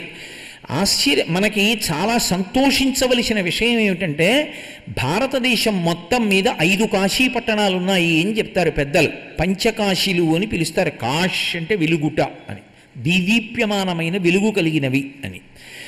అటువంటివి 5 కాశీ క్షేత్రాలు. ప్రధానమైనది కాశీ. కాశీతో సమానమైనది కేదార్. కాశీ కేదార్లతో సమానమైనటువంటిది శ్రీశైలం. శ్రీశైలం కాశీ కేదార్లతో సమానమైనటువంటిది శ్రీకాళహస్తి. ఈ 4 క్షేత్రాలతో సమానమైనది పట్టిసం. పట్టిసం పంచకాశీల్లో ఒకటి. ఆ పట్టిస తీర్థంలో వీరభద్రుడు వెలిసి ఉంటాడు. ఆ మహాకాళీ సమేతుడై ఉంటాడు. ఇప్పటికీ భద్రాచలం యాత్ర ప్రారంభం చేసేవాళ్ళు పడవలో వెళ్ళాలి అని అనుకుంటే ఎదురుగుండా పట్టిసంలో వీరభద్రేశ్వర స్వామి వారి ఆలయం కనపడుతూ ఉంటుంది. అక్కడే మెట్లు దిగి పడవెక్కి అక్కడి నుంచి ప్రయాణం ప్రారంభం చేస్తే మీరు అసలు ప్రకృతి సౌందర్యాన్ని అనుభవించవచ్చు. ఆ పట్టిస క్షేత్రం దగ్గరే ఎక్కుతారు. ఒకప్పుడు మేము 2 పెద్ద పెద్ద లాంచీలలో భద్రాచలానికి వెళ్ళాం. అలా వెడుతున్నప్పుడు అబ్బో అందులో బ్రహ్మాండమైనటువంటి కచేరీలు పెట్టాం. రామదాసు గారి కీర్తనలన్నీ. ఆ లాంచీ పెద్ద పెద్ద లాంచీలు కాబట్టి సువాసిలు అందరూ లాంచీకి చుట్టూ కూర్చుంటే అందులో బాగా మైక్ సిస్టమ్ పట్టుకెళ్ళి మంచి పురోహితులు గోదావరి నదికి పూజా మంత్రాలు చెప్తుంటే ప్రత్యక్షంగా గోదావరిలో వెడుతూ గోదావరి మాతకి ఇంతమంది పసుపు కుంకాలు పువ్వులతో పూజ చేస్తుంటే లాంచీలు వెడుతుంటే వెనక నీరంతా పసుపు ఎరుపు అయిపోయి ఆ పువ్వులతో శోభాయమానంగా ఉంటే అది చూసి పురుషులందరూ నమస్కారం చేస్తూ ఆ గోదావరిలో ప్రయాణం చేసి భద్రాచలం చేరుకున్నాం. ఒకప్పుడు పెద్ద భజనలు చేస్తూ వంట వాళ్ళతో వంటలు చేయించుకుని ఆ వంటలన్నీ పెట్టుకుని అంత వైభవోపేతమైన యాత్ర జీవితంలో మరిచిపోలేము. ఆ వెళ్ళినటువంటి యాత్ర అంత గొప్పగా ఆ రోజులలో గోదావరిలో ప్రయాణం చేయడం జరిగింది. కాబట్టి పట్టిసం పంచకాశీలలో ఒకటి. దానికి పట్టిసం అని పేరు రావడానికి ఒక కారణం ఉంది. ఒకప్పుడు పార్వతీదేవి దక్షారామానికి వెళ్ళింది. మన దురదృష్టం ఏమిటంటే అన్ని పేర్లు కూడా మారిపోయాయి. హేలాపురి ఏలూరైంది, పీఠికాపురం పిఠాపురం అయింది, అలాగే రాజమండ్రి అయింది, కోకనదము కాకినాడ అయింది, అలాగే దక్షారామము ద్రాక్షారామం అయింది. అది ద్రాక్షారామం కాదు, దక్షారామం, దక్ష ప్రజాపతి యొక్క ఆరామం. అటువంటి దక్షారామంలో ఒకానొకప్పుడు దక్ష ప్రజాపతి యజ్ఞం చేశాడు. అహంకారంతో పరమశివుణ్ణి తృణీకరించాలని నిరీశ్వరయాగం చేశాడు. శివనింద చేయడం, శివుణ్ణి తక్కువ చేయడం ఎంత ప్రమాదకరమో లోకానికి చెప్పడం కోసం పార్వతీదేవి ఆ యాగానికి వెళ్ళింది. వెళ్ళి ఆవిడ ఆ దక్షుణ్ణి పరమశివుని చేత శిక్షింప చెయ్యాలి అని అక్కడ శివనింద చేసినటువంటి నీ కుమార్తెగా ఉండడం ఇక నాకు ఇష్టం లేదు, నేను ఈ శరీరంతో ఉంటే ఈ అవతారంతో ఉంటే దాక్షాయణి అని పిలుస్తారు, శివనింద చేసినటువంటి నీ కుమార్తె పేరుతో ఇక నేను ఈ భూమి మీద ఉండడానికి ఇచ్చగించాను, కాబట్టి యోగాగ్ని యందు నా శరీరాన్ని విడిచిపెడతానని శరీరాన్ని అక్కడ యోగాగ్నిలో దగ్ధం చేసింది. దగ్ధం చేస్తే ఈ వార్త ప్రబలగణాలు వెళ్ళి పరమశివుడికి చెప్పాయి. శివాయచ శివతరాయచ అంటుంది యజుర్వేదం. మంగళప్రదుడు కాదు పరమమంగళప్రదుడు అంటుంది. అటువంటి శివుడు ఇలా దారి తప్పిన వాళ్ళని శిక్షించకపోతే లోకం ఇలాగే ప్రవర్తిస్తుంది అని అభ్రంలిహాదభ్ర విభ్రమాభ్రభ్రమ కృన్నీల దీర్ఘ శరీరమర ప్రజ్వలజ్వలన దీప్త జ్వాలిక జ్వాల జజ్జల్యమాన కేశములు మెరయ జండ దిగ్వేదండ శుంఠావదుర్దండ సహస్రద్యుతిహేతి సంఘమొప్ప వీక్షణత్రయలోక వీక్షణద్యుతిలోక వీక్షణతతి నిరీక్షమగుచు గ్రకచ కఠిన కరాళ దంష్ట్రలు విరుంగ ఘన కపాలాస్తి మాలికలు దనర అఖిలలోక భయంకరుండగుచు వీరభద్రుడు దయించమారట రుద్రుడగుచు అంటారు. ఈ బ్రహ్మాండాలు ఎంతవరకు ఉన్నాయో అంతకన్నా పై వరకు పుట్టాడు. ఆయన తల మీద మంట పెట్టారా అన్నట్టుగా మంటల యొక్క శిఖి ఎలా పైకి లేస్తుందో అటువంటి వెంట్రుకలు, సహస్ర బాహువులతో సహస్ర ఆయుధాలు పట్టుకున్నాడు. పట్టుకుని తండ్రికి ప్రదక్షిణం చేసి ఆజ్ఞ అన్నాడు, దక్షయజ్ఞం ధ్వంసం చేయి. నీరీశ్వరయాగం చేస్తున్నాడు దక్ష ప్రజాపతి, లోకాన్ని దారిలో పెట్టాలన్నాడు. ఇప్పుడు దక్ష ప్రజాపతి వెళ్ళి తన చేతితో ఉన్న ఖడ్గంతో అనేక మందిని తెగటార్చాడు. తెగటార్చి ఆ చేతిలో ఉన్నటువంటి పట్టిసాన్ని కడగవలసి వచ్చింది. ఆ పెద్ద ఖడ్గాన్ని కడిగాడు. గోదావరి నదిలోకి తీసుకెళ్ళి ఆ నిత్తుటి ధారలన్నింటినీ కూడా కత్తికి పట్టినటువంటి వాణ్ణి ఎక్కడ కడిగాడో అది పట్టిస తీర్థమైంది. అందుకు నా పేరు వచ్చింది. అందుకే ఇప్పటికీ మధ్యలో వీరభద్రుడి యొక్క అద్భుతమైనటువంటి మూర్తి నిలబడి ఉంటుంది. ఏమి దేవాలయమో గోదావరి ప్రవాహంలో చూసి తీరాలి. పట్టిస తీర్థం ఎంత సౌందర్యవంతంగా ఉంటుందో, ఏమి గోదావరి స్పర్శో. ఇలా స్నానం చేసి అలా క్షేత్రంలోకి వెళ్ళచ్చు. అలాగే మురమళ్ళ క్షేత్రంలో భద్రకాళి వచ్చి శాంతింపచేసి వీరభద్రుడితో కలిసి విలిసింది. వెనక మళ్ళీ గోదావరి ప్రవహిస్తూ ఉంటుంది. అది నిత్య కళ్యాణ పచ్చతోరణ క్షేత్రం. అక్కడ వెళ్ళి కళ్యాణం చేయించుకున్న వాళ్ళకి పెళ్ళవలేదు అన్న వాళ్ళని నేను ఇప్పటి వరకు బహుకొద్ది మందిని తప్ప, ఏ దోషం వల్ల అవలేదో తప్ప అసలు పెళ్ళవలేదన్న వాళ్ళని నేను వినలేదు. అంత ప్రఖ్యాత క్షేత్రం. అర్ధరాత్రి అయినా సరే కొత్తగా పెళ్లి చేసుకున్న దంపతులు వస్తే గుడి తలుపులు తీసి స్వామి దర్శనం చేయిస్తారు. ఒకే వేదిక మీద పరమశివుడు భద్రకాళి ఇద్దరూ ఒకే పీఠం మీద వెలిసి ఉంటారు. నిత్య కళ్యాణం పచ్చతోరణ క్షేత్రం. మీరు ఎప్పుడైనా మురమళ్ళలో కళ్యాణం చూసి తీరాలి. 2 రకాల కళ్యాణాలు ఏకకాలంలో జరుగుతాయి. ఎప్పటి నుంచో వస్తున్నటువంటి ఆచారం, జానపదం నడుస్తుంది. ఒక పక్క పాటలు పాడుతూ కళ్యాణం చెప్తారు. దానికి వంశపారంపర్యంగా ఉన్నారు విద్వాంసులు.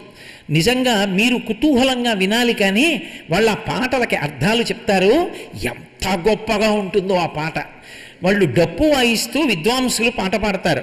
పక్కనే వైదిక విద్వాంసులు వేదమంత్రాలతో కళ్యాణం చేస్తారు. అంత గొప్పగా ఉంటుంది మురమళ్ళ కళ్యాణం.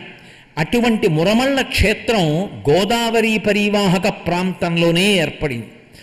గోదావరి ఎంత గొప్పది అని చెప్తారంటే ఇప్పటికీ కూడా గౌతమికిన్ ఆ తల్లి ఒక్కసారి వెళ్ళి నమస్కారం చేసి అందులో స్నానం చేసినటువంటి వాడికి ఎన్ని శక్తులను ఇవ్వగలదు అన్నదానికి శ్రీనాథుడు చెప్పినటువంటి విశేషం. గౌతమికిన్ పంచమహాపాతక పటలాంధకార పాటన విధి రాడ్ గౌతమికిన్ నమస్కారంబు ఆతది విధి చేయుదము మహోత్సాహం బెసగన్ అంటాడు. ఒక్కసారి వెళ్ళి గౌతమికిన్ ఆ గౌతమీ గంగకి నమస్కారం చేసి అందులో స్నానం చేసినటువంటి వాడికి పంచమహాపాతకములను కూడా విడుదల చేయిస్తుంది. విడుదల చేయించి కాపాడుతుంది. పైగా వేదంలో ఒక నిర్ణయం ఉంది. అసలు మీరు ఎప్పుడైనా ఇంకొక నదిలో స్నానం చేయడానికి వెళ్ళే ముందు మీరు ఏ నది నీళ్లు తాగుతున్నారో ఆ నదిలో స్నానం చేసి వెళ్ళాలి. ఈ నది అనుమతి లేకుండా అక్కడికి వెళ్ళకూడదు. ఈ నది అనుగ్రహిస్తుంది, వెళ్ళి స్నానం చేసిరా అంటుంది. బ్రతుకు అన్నది దేని మీద ఆధారపడుతుంది అంటే నీటి మీద. జ్ఞాపక శక్తి నీటి మీద ఆధారపడుతుంది. అటువంటి నీరు ఏ నదిలోది తాగుతున్నారో ఆ నదిని గౌరవించాలి.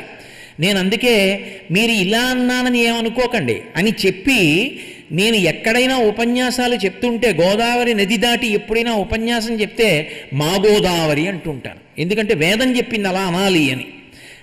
తాను ఏ నది నీరు తాగుతున్నాడో ఆ నది పట్ల అటువంటి గౌరవాన్ని ప్రకటన చేయాలి. అంత గొప్ప నది గోదావరి. ఆ నదిలో స్నానం చేసినటువంటి వాడికి ఉన్నటువంటి పంచమహాపాతకములను కూడా తీసి జ్ఞానము కలిగేటట్టుగా సరస్వతి కటాక్షాన్ని అనుగ్రహించగలిగినటువంటి నది. ఆ గోదావరి నది యొక్క వైభవం గురించి ఒక మాట చెప్తారు. ఆపాతాళ గభీర నీరకు సుధామాలాకృతిన్ కల్గు ద్వీపాలంకృతికిన్ మహేంద్రనగరీ నిశ్రేణికా ఎష్టికిన్ అది ఆతాపాప విధా విహర్త్రికి మహోధన్వా దృఢాలింగన వ్యాపార ప్రతిపన్న సౌఖ్యకు సాష్టాంగంబు గంగమ్మకున్. అందులో గంగమ్మ అంటే గౌతమీ గంగ, గోదావరి వైభవాన్ని చెప్పారు. ఆ పాతాళ గభీర నీరకు అని మొదలెట్టారు. గోదావరి ప్రారంభం దగ్గరికి వెడితే ఇదేమిటండి ఇలా ఉంది, ఇది నది ఎప్పుడు అవుతుందండి అంటాం.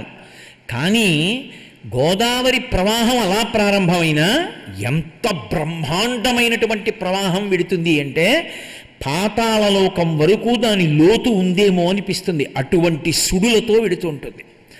ఆపాతాళ గభీర నీరకు. అంతేకాదు సుధాహారామల ఛాయకున్, గోదావరి నీటి యొక్క రంగు ఒక ప్రత్యేకతతో ఉంటుంది. ఆ నీరు సుధాహారామల ఛాయకున్, చంద్రుని యొక్క కాంతి ఎంత తెల్లగా ఉంటుందో అంత తెల్లటి మంచి ముత్యాలతో చేసినటువంటి హారాలు కొన్ని వెళ్ళిపోతున్నాయి అనుకోండి ప్రవహించి, అవి ఎటువంటి కాంతితో ఉంటాయో గోదావరి ప్రవాహం అంత తెల్లటి కాంతితో ఉంటుంది. అందున పౌర్ణమి నాటి చంద్రకాంతిలో గోదావరి నది యొక్క సోయగం, గోదావరి యొక్క మెరుపు చూడాలి. అందున గోదావరి దగ్గర కూసేటటువంటి పక్షుల యొక్క నాదం పరమాద్భుతంగా ఉంటుంది. ఎందుకంటే అన్ని లంకలు, ఆ లంకలలో ఒక విచిత్రం ఉంటుంది. ఇది లంకా ఏమిట్రా అని అడుగుతూ ఉంటారు. అసలు అది ఎవరికి లొంగకుండా, ఏదో లొంగని గుర్రంలా ఉందనుకోండి, ఇది ఏమన్నా లంకావా ఏమిటి అంటారు. గోదావరి లంకల్లో లక్షణం ఉంటుంది. కొన్ని ఆవులు ఉంటాయి, అవి ఆ ఆవుల్ని ఎవరు కట్టరు, అవి లంకల్లో తిరుగుతుంటాయి. ఎప్పుడు కావలసిన గడ్డి తిని హాయిగా పెరిగి పెద్ద అవుతాయి. ఏదో పోతన గారు కైలాసాచల సన్నిభంబగు మహాగంభీర గోరాజమున్ అంటాడు. కైలాస పర్వతాల అన్నట్టుగా ఉంటాయి, లంకా అంటారు. అది దూడక్కుడ పాలివరు, అది విచిత్రం. దూడక్కుడ పాలివరు అంతా స్వేచ్ఛగా తిరుగుతుంటుంది. అటువంటి గోవులన్నీ తిరుగుతుంటాయి. ఆ పౌర్ణమి నాటి వెన్నెల్లో మీరు అసలు గోదావరి అందాలు పడవలో వెడుతూ చూస్తే ఆశ్చర్యపోతారు. అబ్బబ్బబ్బా ఏమి అందం రా, ఏమి గోదావరి నదిరా అనుకుంటారు. ఆ వల్లంకి పిట్టలు కూస్తూ ఉంటే, కోయిల నాదాలు, వసంత ఋతువు, ఈ శరత్కాలంలో శరత్కాల పౌర్ణమి, అప్పుడు గోదావరి అందాలు చూడాలి. అంత తెల్లటి నీరు. అందుకే సుధాహారామల ఛాయకున్, గోదావరిని పొగడని కవెవరండి? భాగవతం, రామాయణం, భారతం ఏది చదవండి, గోదావరి స్పర్శ లేని కావ్యం లేదు, పురాణం లేదు. అసలు గోదావరే కదండి కావ్య ప్రవాహం అంతా ఇచ్చింది. రామచంద్ర ప్రభువుకి గోదావరి అంటే ఇష్టం. నన్నయ్య గారు గోదావరి నది ఒడ్డున ఆ ఇసుక తెన్నెలలో కూర్చుని మహాభారతాన్ని ప్రారంభించాడు. పోతన గారు గోదావరిలో స్నానం చేసి గ్రహణం రోజున నాకు విష్ణు కథలను ఆంధ్రీకరించాలనుంది అని పరమశివుణ్ణి కోరుకొని ఆయన జపం చేస్తుంటే రామచంద్రమూర్తి ఎదురుగుండా సాక్షాత్కరించారు. నా కథలనన్నిటినీ కూడా నువ్వు ఆంధ్రీకరిస్తున్నావు, శక్తినిస్తున్నాను, పోతనా ఆంధ్రీకరించు అన్నారు. అందుకే చెప్పుకున్నారు, పలికెడిది భాగవతమట పలికించు విభుండు రామభద్రుండట నీ పలికిన భవహరమగునట పలికిద వేరుండు గాథ పలుకదనేలా అన్నారు. అలా గోదావరి అన్ని కావ్యాలు, అన్ని పురాణాలు సరస్వతి ప్రవాహంగా ప్రారంభమైంది గోదావరి ఒడ్డుని. అటువంటి గోదావరిని సప్తర్షులు నిరంతరం సేవిస్తూ ఉంటారు. అటువంటి గోదావరి యొక్క అందం వర్ణనాతీతం. అంత తెల్లటి నీరు, ముత్యాల హారాలు వెళ్ళిపోతున్నట్టుగా ఉంటుంది. అందుకని సుధాహారామల శ్రీనికిన్ ద్వీపాలంకృతికిన్, గోదావరి యొక్క చమత్కారాల్లో ఇదొకటి. గోదావరి నది మీరు ఒడ్డున చూస్తే ఈ అందం కనపడదు. గోదావరి అందం చూడాలంటే 10 గంటలకి హైదరాబాదులో విమానం ఎక్కి 11 గంటలకో రాజమండ్రిలో దిగుతుంది. దిగేటప్పుడు రాజమండ్రి వచ్చేస్తోంది కాబట్టి మధురపూడి విమానాశ్రయం రాజమండ్రికి కూతవేటు దూరం కాబట్టి రాజమండ్రి వస్తుండగా విమానం బాగా కిందకు వస్తుంది. కిందకు వచ్చినప్పుడు మీరు గోదావరి అందాలు చూడాలి. ఇలా తల తిప్పి చూస్తే అంత దూరం నుంచి వస్తున్నటువంటి గోదావరి ప్రవాహం, మధ్యలో ద్వీపాలంకృతికిన్ ఇసుక తెన్నెలు. ఆ ఇసుక తిన్నెల్లో మళ్ళీ మంచి మంచి చెట్లు, చిన్న చిన్న పాటలు, అందులో ఉండేటటువంటి మత్స్యకారులు, ఆ పడవలు, ఆ పడవ తోసుకుంటూ వెళ్ళిపోయేవాళ్ళు. సూర్యోదయ సమయంలో చూడాలి గోదావరి అందం, సూర్యాస్తమయంలో చూడాలి. ఆ ఎర్రటి కాంతి గీతలా పడితే దాని మించి దాటుకుంటూ తోసుకుంటూ పడవలో వెళ్ళిపోయేటటువంటి వ్యక్తి జానపదం పాడుకుంటూ ఆ తెడ్డు పెట్టి గోదావరిలో పడవ తోసుకుంటూ ఎర్రసారికని దాటుతుంటే ఆవలి ఒడ్డున అంతమంది పుణ్యస్నానాలు చేసి సూర్యబింబానికి అర్ఘ్యమిస్తుంటే, అన్ని దేవాలయాల్లో గంటలు మోగుతుంటే, అంతమంది భక్తులు మారేడు దళాలు తులసి దళాలు పట్టుకుని దేవాలయాలకు ఎడుతుంటే, పైనుంచి విమానంలో గోదావరి అందాలు చూస్తుంటే అబ్బా అనిపిస్తుంది. ద్వీపాల చేత అలంకృతమై ఉంటుంది గోదావరి. అందులో అంతంతెత్తు పెరిగి ఉంటుంది దర్భగడ్డి. ఇంతంతెత్తు పెరిగినటువంటి గడ్డి అది చీకట్లో రైల్లో వెళ్ళిపోతూ కిటికీ దగ్గర కూర్చుని బయటికి చూస్తే, అది పౌర్ణమి తిథి అనుకోండి, పౌర్ణమి నాడు నాకు గోదావరి రైల్లో చీకట్లో దాటుతుంటే ప్రత్యేకంగా కిటికీ దగ్గర కాసేపు కూర్చుంటాను. అప్పుడు ఈ రెల్లు దుబ్బులను ఉంటాయి, గోదావరి నదిలో రెల్లు దుబ్బులు ఎక్కువ, చంద్రకిరణాలు పడి ఆ రెల్లు దుబ్బులు ప్రకాశిస్తాయి. ఆ నీటి మీద పడుతున్నటువంటి చంద్రకాంతి, కదులుతున్నటువంటి అలలు, తెల్లటి ఇసుకతో మధ్యలో ద్వీపాలు, ఈ రెల్లు దుబ్బులు, అసలు నిజంగా గోదావరిని ఆ చీకట్లో చూస్తుంటే ఎంత సౌందర్యవంతంగా ఉంటుందో, ఎంత అందమైనటువంటి నదో. అందుకే ద్వీపాలంకృతికిన్ మహేంద్రనగరీ నిశ్రేణికాయష్టికిన్, ఎంత గొప్ప మాట అన్నాడో మహానుభావుడు. అది నది అని నీకెవడు చెప్పాడు రా అన్నాడు. అది నది కాదు, స్వర్గలోకానికి వెళ్ళడానికి నిచ్చెన. మహేంద్రనగరి అంటే స్వర్గం. మహేంద్రనగరి నిశ్రేణికాయష్టికిన్, స్వర్గలోకానికి వెళ్ళాలంటే అది గోదావరిలో ఒక్క స్నానం చేస్తే ఓ మెట్టెక్కినట్టు. గోదావరి స్నానం స్వర్గలోకానికి మెట్లు. ఆ నదీ ప్రవాహం అంతా కలిపి ఒక నిచ్చెనగా భావన చెయ్యి. కాబట్టి మహేంద్రనగరీ నిశ్రేణికాయష్టికిన్ తాపాపాయ విధా విహర్త్రికి, అది రెండు పోగొడుతుంది గోదావరి నది. ఒకటి తాపం పోగొడుతుంది, ఆధ్యాత్మిక, ఆదిభౌతిక, ఆదిదైవికములని తాపాలు మూడు ఉంటాయి. ఈ మూడు తాపములను ఏది పోగొట్టగలదు అంటే గోదావరి నదిలో చేసినటువంటి స్నానం.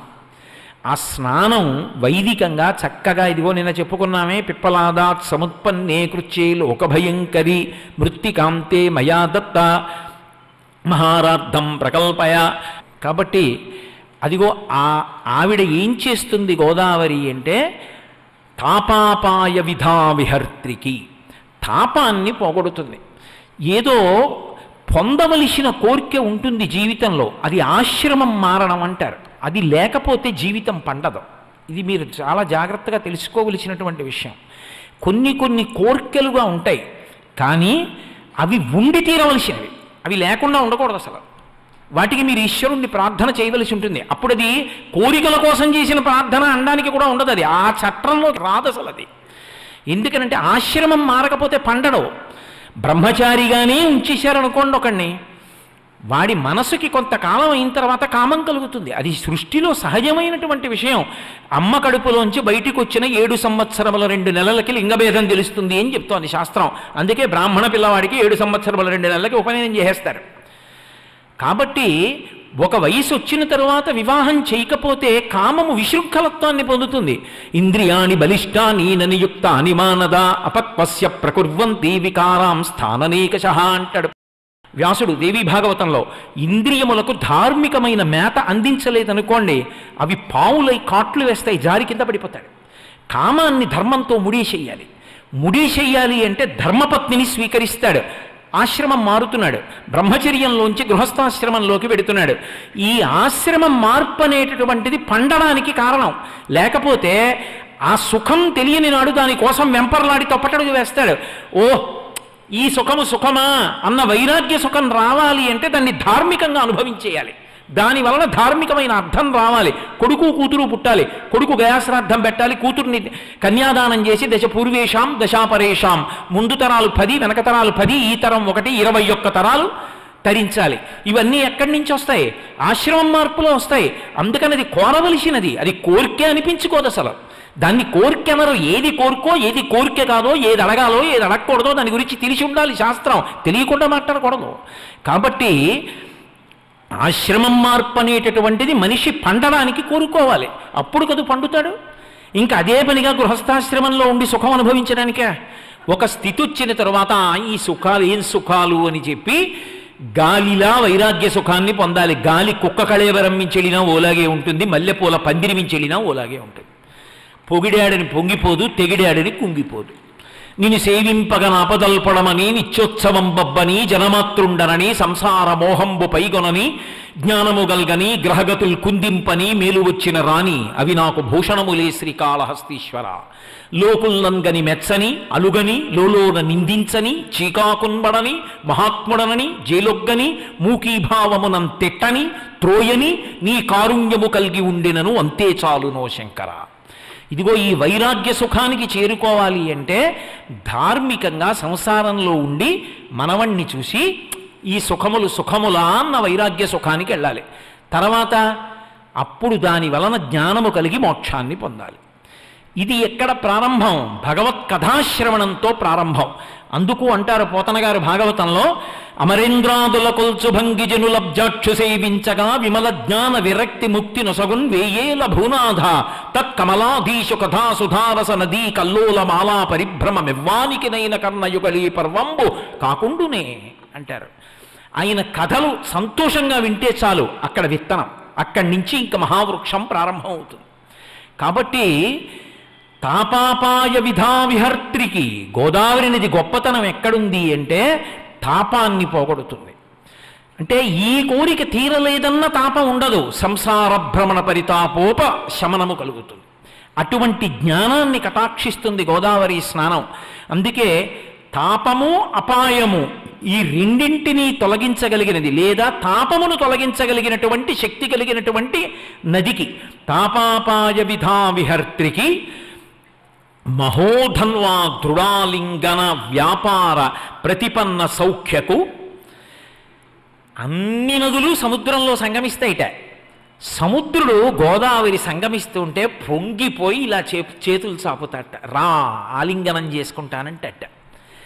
ఆ గోదావరి సముద్రుడి చేత ఆలింగనం చేసుకోబడి దృఢాలింగన గట్టిగా సముద్రుడు కౌగలించుకుంటే పరవశించిపోయే గోదావరి. మీరు నిజంగా సముద్రుడి పరవశం ఏమిటో చూడొచ్చు. ఇప్పటికీ యానాం దగ్గర మీరు పడవెక్కి సాగర సంగమం వైపుకి పడవలో వెడుతుంటే, నేను ఒకప్పుడు యానాం దగ్గర పడవెక్కి సాగర సంగమం వరకు వెళ్ళాను. మధ్యలో లంకలు ఉంటాయి, అవతల వైపు యువతల వైపు లంకలు. అక్కడక్కడ లంకల దగ్గర ఆగడం, మెట్లు ఎక్కడం, అబ్బో ఏమి చెప్పమంటారు, దాని గురించి వర్ణించడానికి ఎవడూ సరిపోడు. ఒక్కొక్క చోట మెట్ల దగ్గర పడవ ఆపుకుని ఆ మెట్లు ఎక్కి పైకి ఎక్కితే అద్భుతమైనటువంటి గాయత్రి దేవాలయం. ఒక్కొక్క లంకలోకి వెడుతుంటే చక్కచక్కటి దేవాలయాలు, ఆ పక్షులు, ఆ కలకూజితాలు, అమాయకులైన ప్రజలు, నిర్మలంగా ప్రారంభమైనటువంటి ప్రవాహం. మీరు ఆ సాగర సంగమం వైపుకి దగ్గర అయిపోతుంటే పడవని ఇలా ఇలా ఊపుతుంది. సాగరుడు ఎదురొస్తాడు, ఎదురొచ్చి గోదావరిని కౌగిలించుకుంటాడు. ఏమి సంతోషమో! అక్కడికి వెళ్ళేటప్పటికీ మీకు నిజంగా సముద్రుడి యొక్క సంతోషం, గోదావరి యొక్క పరవశం తాండవం చేస్తూ కనపడతాయి. ఎప్పుడైనా మళ్ళీ వెళ్ళాలన్న కోరిక ఓసారి. ఎంత అద్భుతమైన యాత్ర! ఆ రోజుల్లో నాతో పాటు పడవలో ఒక మంచి కవి వచ్చాడు. ఆయన మంచి మంచి పాటలు పాడుతుండేవాడు. ఆ పాటలు వింటూ తీసుకెళ్ళినటువంటి ఆ చక్కటి మురుంచద్ది పట్టుకెళ్ళి పడవ మధ్యలో ఆ గోదావరి చుట్టూ ఉండగా చక్కగా ఆ మురుంచద్ది తినేసి మళ్ళీ ఏదో అన్నం తినలేదు, అరటిపండు తినలేదని చెప్పి బాధపడకుండా ఆ గోదావరిలో ప్రయాణం చేసి ఆ లంకలు చూస్తూ విడుతుంటే నన్ను ఏం చెప్పమంటారు, మీరు అనుభవించాలి తప్ప. కాబట్టి ఆ సాగరుడు దృఢాలింగనం చేసుకునేటప్పుడు పరవశించిపోయేటటువంటి స్వభావం ఉన్నటువంటి గోదావరికి సాష్టాంగంబు గంగమ్మకున్. నేను చెయ్యగలిగినది ఏమిటి? సాష్టాంగ నమస్కారం చేస్తాను ఆ గంగమ్మకి, ఆ గోదావరికి. అంత గొప్ప నది గోదావరి. అటువంటి గోదావరి ఏది ఇవ్వగలదు అంటే అసలు ఏది ఇవ్వగలదన్న ప్రశ్న కాదు, ఏది ఇవ్వలేదన్న ప్రశ్న వెయ్యాలి. ఎందుచేత అంటే గోదావరి నది గురించి చెప్తూ గౌతమి గంగమ్మ అని కదూ అంటాం. ఒక మాట అంటారు గోదావరి గురించి చెప్తూ, అమ్మా నువ్వు అమృతప్రాయమైన పయోధారలిచ్చి ఈ సృష్టి కల జంతు కోట్లను రక్షింతివీవు, జననివౌటకేమి సంధియము చెప్పుమా గౌతమీ గంగా ఘనతరంగా అంటారు. ఆలోల ఘనతరంగా. అమ్మా గోదావరి అని అనడం కాదు, అమ్మా అని పిలవాలనుంది. అమ్మా అని పిలవడానికి నాన్న నిన్ను ఏమన్నా కన్నానా అంటావేమో, అమ్మా నీకెందుకమ్మా, జనని కౌటకు ఏమి సంధియము చెప్పుమా, నీకేమిటి అనుమానం అలా పిలిపించుకోవడానికి? తల్లి అమృతమయమైన పయోధారలిచ్చి ఈ సృష్టి కల జంతుకోట్ల రక్షింతువీవు, అమృతంతో సమానమైనటువంటి నీటి ప్రవాహాన్ని ఇస్తున్నావు. ఇన్ని కోట్ల మంది నీ వల్ల బతుకుతున్నారు, ఇంతమంది ఆ నీరు తాగుతున్నారు, ఆ నీటి వలన పంటలు పండితే ఆ పంటలు తింటున్నాం. అపర భగీరథుడు నిజంగా ఆర్థర్ కాటన్ మహానుభావుడు ఆ రోజుల్లో బ్రిటిష్ గవర్నమెంట్ దగ్గరికి వెళ్ళి ఇంతకన్నా ప్రభుత్వానికి అవమానకరమైన విషయం ఇంకొకటి లేదు, ఇంత గొప్ప నది ప్రవహిస్తుంటే ఇన్ని వేల మంది అన్నార్తులై చచ్చిపోతున్నారు అని, విషజ్వరాలు వస్తాయని తెలిసి కూడా దోమలు కొడతాయని తెలిసి గుర్రం వేసుకుని అరణ్యాల్లో గోదావరి పరివాహక ప్రాంతమంతా పర్యటించి ఎక్కడ ఆనకట్ట కట్టాలో తెలియచేసి ఇంత డబ్బిమ్మని అడిగితే ఆ రోజుల్లో ప్రభుత్వం ఇవ్వదేమోనని తక్కువ ధరకి కాయకష్టం చేయడానికి కార్మికులు ఎక్కడున్నారో వెతికి ధవళేశ్వరం బ్యారేజ్ కట్టించి కొన్ని కోట్ల మందికి అన్నం పెట్టాడు. అందుకే గోదావరి తీర ప్రాంత ప్రజల యొక్క కృతజ్ఞత అటువంటిది. మీరు ఏ ఊరెళ్ళండి గోదావరి తీరంలో 4 వీధుల కూడలి 4 రోడ్ల కూడలి అనేటప్పటికీ గుర్రం మీద వెళ్ళిపోతున్న కాటన్ కనపడతాడు.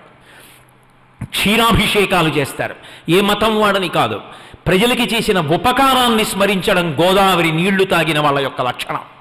అది గోదావరి కాదు, ఏ నది నీళ్లు తాగిన వాళ్ళదైనా లక్షణం కాదు, కాదు భారతీయుల లక్షణం. అందుకే కృతీచ ప్రతికర్తవ్యం యశధర్మ సనాతన అంటారు రామాయణంలో. ఉపకారం పొందిన వాడికి మళ్ళీ ప్రత్యుపకారం చేయడం ఈ జాతి యొక్క లక్షణం.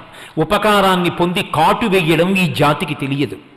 పెట్టడం తెలిసిన జాతే తప్ప కొట్టడం తెలియని జాతి. అందుకే తాను దెబ్బలు తింటుందేమో కానీ ఇంకోళ్ళని మాత్రం కొట్టదు. ఇంత సౌమ్యమైన భావన ఎక్కడి నుంచి వచ్చింది అంటే అదిగో ఆ అన్నం పెట్టి పోషిస్తున్న నదుల యొక్క అధిష్టాన దేవతల యొక్క అనుగ్రహం చేత అంత సాత్విక భావనలు ఏర్పడ్డాయి ప్రజలలో. కాబట్టి అమ్మా, సృష్టికల జంతుకోట్లను రక్షింతువీవు. ఈ సృష్టిలో కలిగినటువంటి జంతుకోట్లనన్నింటినీ, జంతువులంటే 4 కాళ్ళవే కాదు, మనని కూడా జంతువునే పిలుస్తారు. అలా అంటే మనకు కోపం వస్తుందేమో అని శంకరాచార్యులు వారు తన మీద పెట్టుకున్నారు. పశుమాం సర్వజ్ఞ ప్రథిత కృపయా పలయ విభో అన్నారు శివానంద లహరిలో. శంకరా, నేను పశువుని, నువ్వు పశుపతివి, చాలదా మన ఇద్దరికి అనుబంధం అన్నారు. పశువు అంటే మెడలో పాశం ఉన్నది, కట్టబడున్నది అని. మనకి పాశం ఉంటుంది, కర్మపాశం, కట్టబడతాం, జన్మ అనబడేటటువంటి రాటకి కట్టుబడతాం. కాబట్టి పశువుగా ఈ జంతుకోట్లకు అన్నిటికీ కూడా అన్నం పెడుతున్నటువంటి అమ్మా, నిన్ను అమ్మా అని పిలిస్తే వచ్చినటువంటి నష్టం ఏమిటమ్మా? నువ్వే మాకు అమ్మవి, కాబట్టి అమ్మానే పిలుస్తాను, గోదావరి అని పేరు పెట్టి పిలవను. అమ్మని పేరు పెట్టి పిలవడం అవమానించడం అమ్మా. గోదావరి ఏమిటి, అమ్మా అనే పిలుస్తాను నీ ఒడ్డుకొస్తే అన్నారు. కాబట్టి ఈ సృష్టి గల జంతుకోట్ల రక్షింతువీవు జననివౌటకేమి సంధియము చెప్పుమా. ఓ తల్లి గౌతమీ గంగ ఆలోలఘన తరంగ, ఓ గౌతమీ గంగ ఘనమైనటువంటి తరంగములు కలిగినటువంటి ప్రవాహమున్నదానా, గోదావరి తల్లి నీకు నమస్కారం అన్నారు. అటువంటి తల్లి గౌతమి గంగా తటినన్ ప్రియమారగా పయోధార త్రాగిడు మనుజవ్రాతము మరలం పొందదు. ఎవరు గోదావరి నీళ్లు తాగుతాడో వాడు మళ్ళీ ఇక అమ్మపాలు తాగడు. ఎలా? ప్రియమార గౌతమి గంగా తటిని ప్రియమార పయోధార పానంబు చేయు మనుజవ్రాతము. పరమ గౌరవంతో అమ్మా, నువ్వు శివుని జటాజూటంలోంచి వచ్చిన తల్లివి, గౌతమ మహర్షి యొక్క అనుగ్రహం చేత వచ్చిన ప్రవాహానివి. నీకు ఋషులకి సంబంధం ఉంది, నీకు మా ఈశ్వరుడికి సంబంధం ఉంది. ఇప్పటికీ గోదావరి ఒడ్డున సప్తర్షి పూజ చేస్తే పరవశించిపోతుంది గోదావరి. గోదావరి ఒడ్డున గౌతమ మహర్షిని ఆవాహన చేసి పూజ చేస్తే తల్లి పొంగిపోతుంది, ఈయన వలన కదు నేను వచ్చాను అని. అటువంటి సప్తర్షి పూజలు గోదావరి నది ఒడ్డున ఉన్నటువంటి స్నానఘాట్లన్నిటిలో జరగాలి. అటువంటి గౌతమీ గంగా అమ్మా, నీ నీరు త్రాగినవాడు ఇక మళ్ళీ పుడతాడా, ఇక మళ్ళీ అమ్మపాలు తాగుతాడా? ఇక తాగడమ్మా. అంటే ఇదే ఆఖరిసారి అమ్మపాలు తాగడం, అంటే ఇదే ఆఖరిసారి శరీరంతో ఉండడం, ఇక మళ్ళీ శరీరాన్ని పొందవలసిన అవసరం లేదు. ఎందుకని? ఆ గౌరవంతో గోదావరి నీళ్లు తాగినవాడు ఇక మళ్ళీ పుట్టవలసినటువంటి అవసరం లేదు. అంత గొప్ప స్థితిని ఇవ్వగలిగినటువంటి అద్భుతమైనటువంటి ప్రవాహము కలిగినటువంటి నది గోదావరి. అటువంటి గోదావరి ఒడ్డున వెలిసినటువంటి మరొక పరమాద్భుతమైన క్షేత్రం వేములవాడ. ఇప్పటికీ మీరు ఎప్పుడైనా వేములవాడ వెళ్ళి చూడండి, అన్ని గోపూజలు జరుగుతాయి. ఎన్ని ఆవులు తీసుకొస్తారో, ఎన్ని ఎద్దులు తీసుకొస్తారో, ఎన్నిటిని దానం చేస్తారో, ఎంత అద్భుతమైనటువంటి గోదావరి ప్రవాహమో. అక్కడ అమ్మవారిని మీరు చూసి తీరాలి. నిజంగా నేను ఆ తల్లి వంక చూసి పారవస్యాన్ని పొందేసి ఇలా అడగకూడదు అని నాకు తెలుసు, కానీ అర్చకుల్ని నోరు జారిపోయి ఓ మాట అడిగా, ఒక్కసారి అమ్మవారి పాదాలు రెండు గట్టిగా పట్టుకోవద్దా అని అడిగాను. వాళ్ళు తమలో తామే ఒకసారి చెవిలో మాట్లాడుకుని, అయ్యో పాపం ఇదేమిటి ఇలా అడిగాడు, విషయం తెలుసున్నవాడు ఇలా అడగకూడదుగా, అమ్మవారి గుళ్ళో అమ్మవారి పాదాలు పట్టుకుంటానంటాడేమిటి అనుకుని, అయా మీ సౌందర్యలహరి ఉపన్యాసాలు ఇక్కడ అనేక పర్యాయాలు వినిపించాం క్యాసెట్లు, మీ నోట ఎందుకు వచ్చిందో ఆ కోరిక, పట్టుకోండి అన్నారు. మీరు నమ్మండి, నేను అమ్మవారి పాదాలు రెండు కళ్ళు మూసుకుని పట్టుకుంటే నాకు ఎక్కడ విగ్రహం యొక్క పాదాలు పట్టుకున్నట్టు అనిపించలేదు. సాక్షాత్తుగా తల్లి పాదాలు పట్టుకుంటే మెత్తగా ఎలా ఉంటాయో అలాగే అనిపించింది. వేములవాడలో ఉన్నటువంటి శివలింగం దగ్గరికి వెడితే మీరు కౌగిలించుకోకుండా ఉండలేరు. నేను బహుశः వేములవాడలోనే నేను సిగ్గు వదిలి ప్రవర్తించిన క్షేత్రం. ఆ రెండు చోట్ల ఎందుకో నా మనసు అదుపు తప్పిపోయింది. వేములవాడలో అర్చకులు లోపలికి పిలిచి, మీరు చెంబుడు నీళ్లు పొయ్యండి అంటే అప్పుడే నేను తగిన శౌచంతో వెళ్ళాను. స్నానం చేసి అప్పుడే సంధ్యావందనం చేసుకుని పంచె కట్టుకుని ఉత్తరీయం ఒకటే వేసుకుని లోపలికి వెళ్ళా. పాపం వాళ్ళు నా మీద పరమ ప్రేమతో తీసుకెళ్ళి అభిషేకం చేయించారు. నేను అన్నాను, ఒక్కసారి శివలింగాన్ని గట్టిగా కౌగిలించుకోవాలనుంది, కౌగిలించుకోనా అని అడిగా. వాళ్ళు నవ్వి అన్నారు, కౌగిలించుకోండి అన్నారు. నిజంగా నాకు ఆ రోజున శివలింగాన్ని కౌగిలించుకుంటే వదలబుద్ధి లేదు. శంకరుడు కూర్చున్నట్టే ఉంటుంది. ఏమి వేములవాడండి, పరమాద్భుతమైన క్షేత్రం, ఏమి ప్రవాహం గోదావరి, ఏమి భక్తులు. నిజంగా అసలు ఆ క్షేత్రానికి వెడుతుంటేనే ప్రకృతి అందాలకి ఆటపట్టు చూసి తీరాలి. మీరు ఒక్క 2-3 రోజులు కేటాయించుకోండి, తిన్నగా మంథని వెళ్ళండి. మంథనిలో ఆ లక్ష్మీ దేవాలయాన్ని చూడండి. ఏదో వ్యామోహం పొందినవాడంటారే, అలా నేను మంథని నుంచి ఉపన్యాసాలు పూర్తి చేసి వచ్చేసేటప్పుడు కూడా మళ్ళీ ఆ దేవాలయానికి వెళ్ళోసారి తలుపు తెరిపించి వెనక కలువల కోనేరు చూసి వచ్చాను. అంత అద్భుతమైనటువంటి లక్ష్మీదేవి దేవాలయం. అసలు మంథని అంతా దేవాలయాలే, ఇటంతా గోదావరి ప్రవాహం, ఇటంతా దేవాలయాలు. అసలు నాకు తెలిసి మంథని లాంటి గ్రామాన్ని నేను ఎక్కడా చూడలే. అదొక అద్భుతమైన గ్రామం మంథని, అంత గొప్పగా ఉంటుంది. అది నేను ఉపన్యాసాలకు వెళ్ళినప్పుడు పరవశించిపోయా. ఈ మంథని నేను ఇంతకాలం అసలు ఎందుకు రాలేదా అనుకున్నాను. మీరు మంథని వెళ్ళాలి, సుందిళ్ళ వెళ్ళాలి, వేములవాడ వెళ్ళాలి, అలాగే అదిగో మహాకాళేశ్వరం వెళ్ళాలి. మీరు 4 రోజులు సెలవులు, దానికి కావలసిన డబ్బు సిద్ధం చేసుకోండి. ఇవి చూడకపోతే జీవితంలో ఏదో పెద్ద లోటు చేసినట్టే. గోదావరి పరివాహక ప్రాంతం అంత సుసంపన్నం. దేవతల యొక్క అనుగ్రహం ప్రస్ఫుటంగా అక్కడ ప్రకాశిస్తూ ఉంటుంది. అటువంటి క్షేత్రాలలో పరమాద్భుతమైనటువంటి క్షేత్రం దక్షారామం. దక్షారామం గోదావరి విషయంలో ఒక ప్రత్యేకత. ఎందుచేత అంటే మామూలు గోదావరి ప్రవాహం కాదు. దక్షారామంలో శివలింగ ప్రతిష్ఠ చేయడానికి మహర్షులు ముహూర్తం నిర్ణయం చేసుకున్నారు. వాళ్ళకు ఆలోచన వచ్చింది, ఇంత గొప్ప శివలింగ ప్రతిష్ఠ చేస్తున్నాం, ఇటువంటి చోటికి గోదావరి ప్రవాహం రాకపోతే అందం ఎక్కడుంది? అందుకని సప్తర్షులు వెళ్ళి గోదావరి ప్రవాహాన్ని ఆహ్వానించారు. సప్తర్షుల వెంట గోదావరి బయలుదేరింది. ఆ సప్తర్షులు గోదావరి ప్రవాహాన్ని తీసుకొస్తుంటే తుల్యభాగుడు అనబడేటటువంటి రాక్షసుడు తీర్పు చెప్పవలసి వచ్చింది. ఎందుకంటే కొంతమంది రాక్షసులు బయలుదేరి గోదావరి ప్రవాహం వెళ్ళడానికి వీలు లేదు అన్నారు. సరే, ఏదో వాళ్ళ మధ్య ఇబ్బంది జరిగింది. ఆఖరికి సప్తర్షులు ఆ గోదావరి ప్రవాహాన్ని దక్షారామ క్షేత్రానికి ఎదురుగుండా తీసుకొచ్చారు. ఇప్పటికీ మీరు దక్షారామం వెడితే మానసికంగా సిద్ధపడి సంచిలో ఓ తువ్వాలు, ఓ పంచల్ చాపు పట్టుకుని వెళ్ళండి. సప్తగోదావర తీర్థంలో స్నానం చేసి తీరాలి. అమ్మ ఒళ్ళో పడుకుంటే ఎలా ఉంటుందో, అమ్మ కట్టి విప్పినటువంటి చీరలు బొంతగా కుట్టుకుని ఆ బొంత మీద పడుకుంటే ఎలా ఉంటుందో, అమ్మ కొత్తగా ఊరగాయ పెట్టి ఊరగాయ రుచి ఎలా ఉందో చూద్దామని చెప్పి నూతిగట్టు మీద పిల్లల్ని కూర్చోబెట్టుకుని ఇంత నూనె చేత్తో తీసి కొత్త ఆవకాయలో వేసి వేడి అన్నంలో కలిపి తన చెయ్యి కాలుతున్న పిల్లల్ని కూర్చోబెట్టుకుని అందరి చేతిలో తలో ముద్ద పెట్టినప్పుడు అమ్మ చేత్తో పెట్టిన కొత్త ఊరగాయ ముద్దలు తిన్నప్పుడు ఎంత సంతోషం రుచిగా ఉంటుందో అంత గొప్పగా ఉంటుంది సప్తగోదావరి. అందులో స్నానం చేయకపోతే ఏదో చిన్న లోటు ఉన్నట్టు సుమా. కాబట్టి సప్తగోదావరిలో స్నానం చేయాలి. సప్తగోదావరిలో స్నానం చేసేటప్పుడు ఒక మాట చెప్తారు, సప్తగోదావరం తీర్థం సర్వతీర్థోత్తమోత్తమం అత్ర సన్నిహితో రుద్రో భీమనాథీశ్వరీశ్వర. ఆ సప్తగోదావరి దగ్గరికి వెళ్ళి స్నానం చేసేటప్పుడు చెప్పాలి, ఓ సప్తగోదావరి మహర్షుల చేత తీసుకుని రాబడ్డావు. ఇటువంటి సప్తగోదావరి ఈ ఒడ్డున భీమనాథుడు వెలిసి ఉన్నాడు. మహర్షులు నదిని తేవడంలో ఆలస్యమైంది. ఆలస్యం అవడంలో ప్రతిష్ఠ జరిగిపోయింది. వాళ్ళు పెట్టిన ముహూర్తం పోకూడదు అని పరమశివుడు తనంత తాను ప్రతిష్ఠ అయిపోయాడు. కర్మసాక్షి సూర్యభగవానుడు వచ్చి పూజ చేశాడు. ప్రథమ పూజ ఎవరు చేశారు అంటే సూర్యుడు చేశాడు. మీరు ఎప్పుడైనా గుర్తుపెట్టుకోండి, సూర్యుడు ప్రతిష్ఠ చేస్తే శివలింగాన్ని దానికి 4 దిక్కులా చంద్రప్రతిష్ఠ దేవాలయాలు ఉండాలి. ఒక్క గోదావరి ఒడ్డున ఉన్నటువంటి దక్షారామంలో విచిత్రం ఏమిటంటే 8 దిక్కులా చంద్రప్రతిష్ఠ దేవాలయాలు వచ్చాయి. అందుకే అసలు ఒకరోజు మీరు ప్రణాళిక వేసుకొని 8 చంద్రప్రతిష్ఠ దేవాలయాలు చూసి ప్రదోష వేళకి దక్షారామం వెళ్ళి సప్తగోదావరిలో స్నానం చేసి భీమనాథుడి దర్శనం చేశారనుకోండి, అబ్బా అప్పుడు అనుభవం చూడండి. నేను నోటితో చెప్పడం కాదు, మీరు అనుభవించి చెప్పాలి.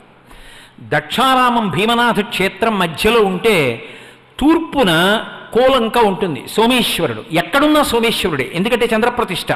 తూర్పున కోలంక, దక్షిణానికి వచ్చేటప్పటికి దంగేరు సోమేశ్వరుడు, మళ్ళీ నైరుతి దగ్గరికి వచ్చేటప్పటికి కోరుమిల్లి సోమేశ్వరుడు, పశ్చిమానికి వచ్చేటప్పటికి సోమేశ్వరుడు, వాయువ్యం దగ్గరికి వచ్చేటప్పటికి వెల్ల సోమేశ్వరుడు, మళ్ళీ ఉత్తరం దగ్గరికి వచ్చేటప్పటికి చొల్లంగి సోమేశ్వరుడు, ఈశాన్యం దగ్గరికి వచ్చేటప్పటికి పటమల సోమేశ్వరుడు.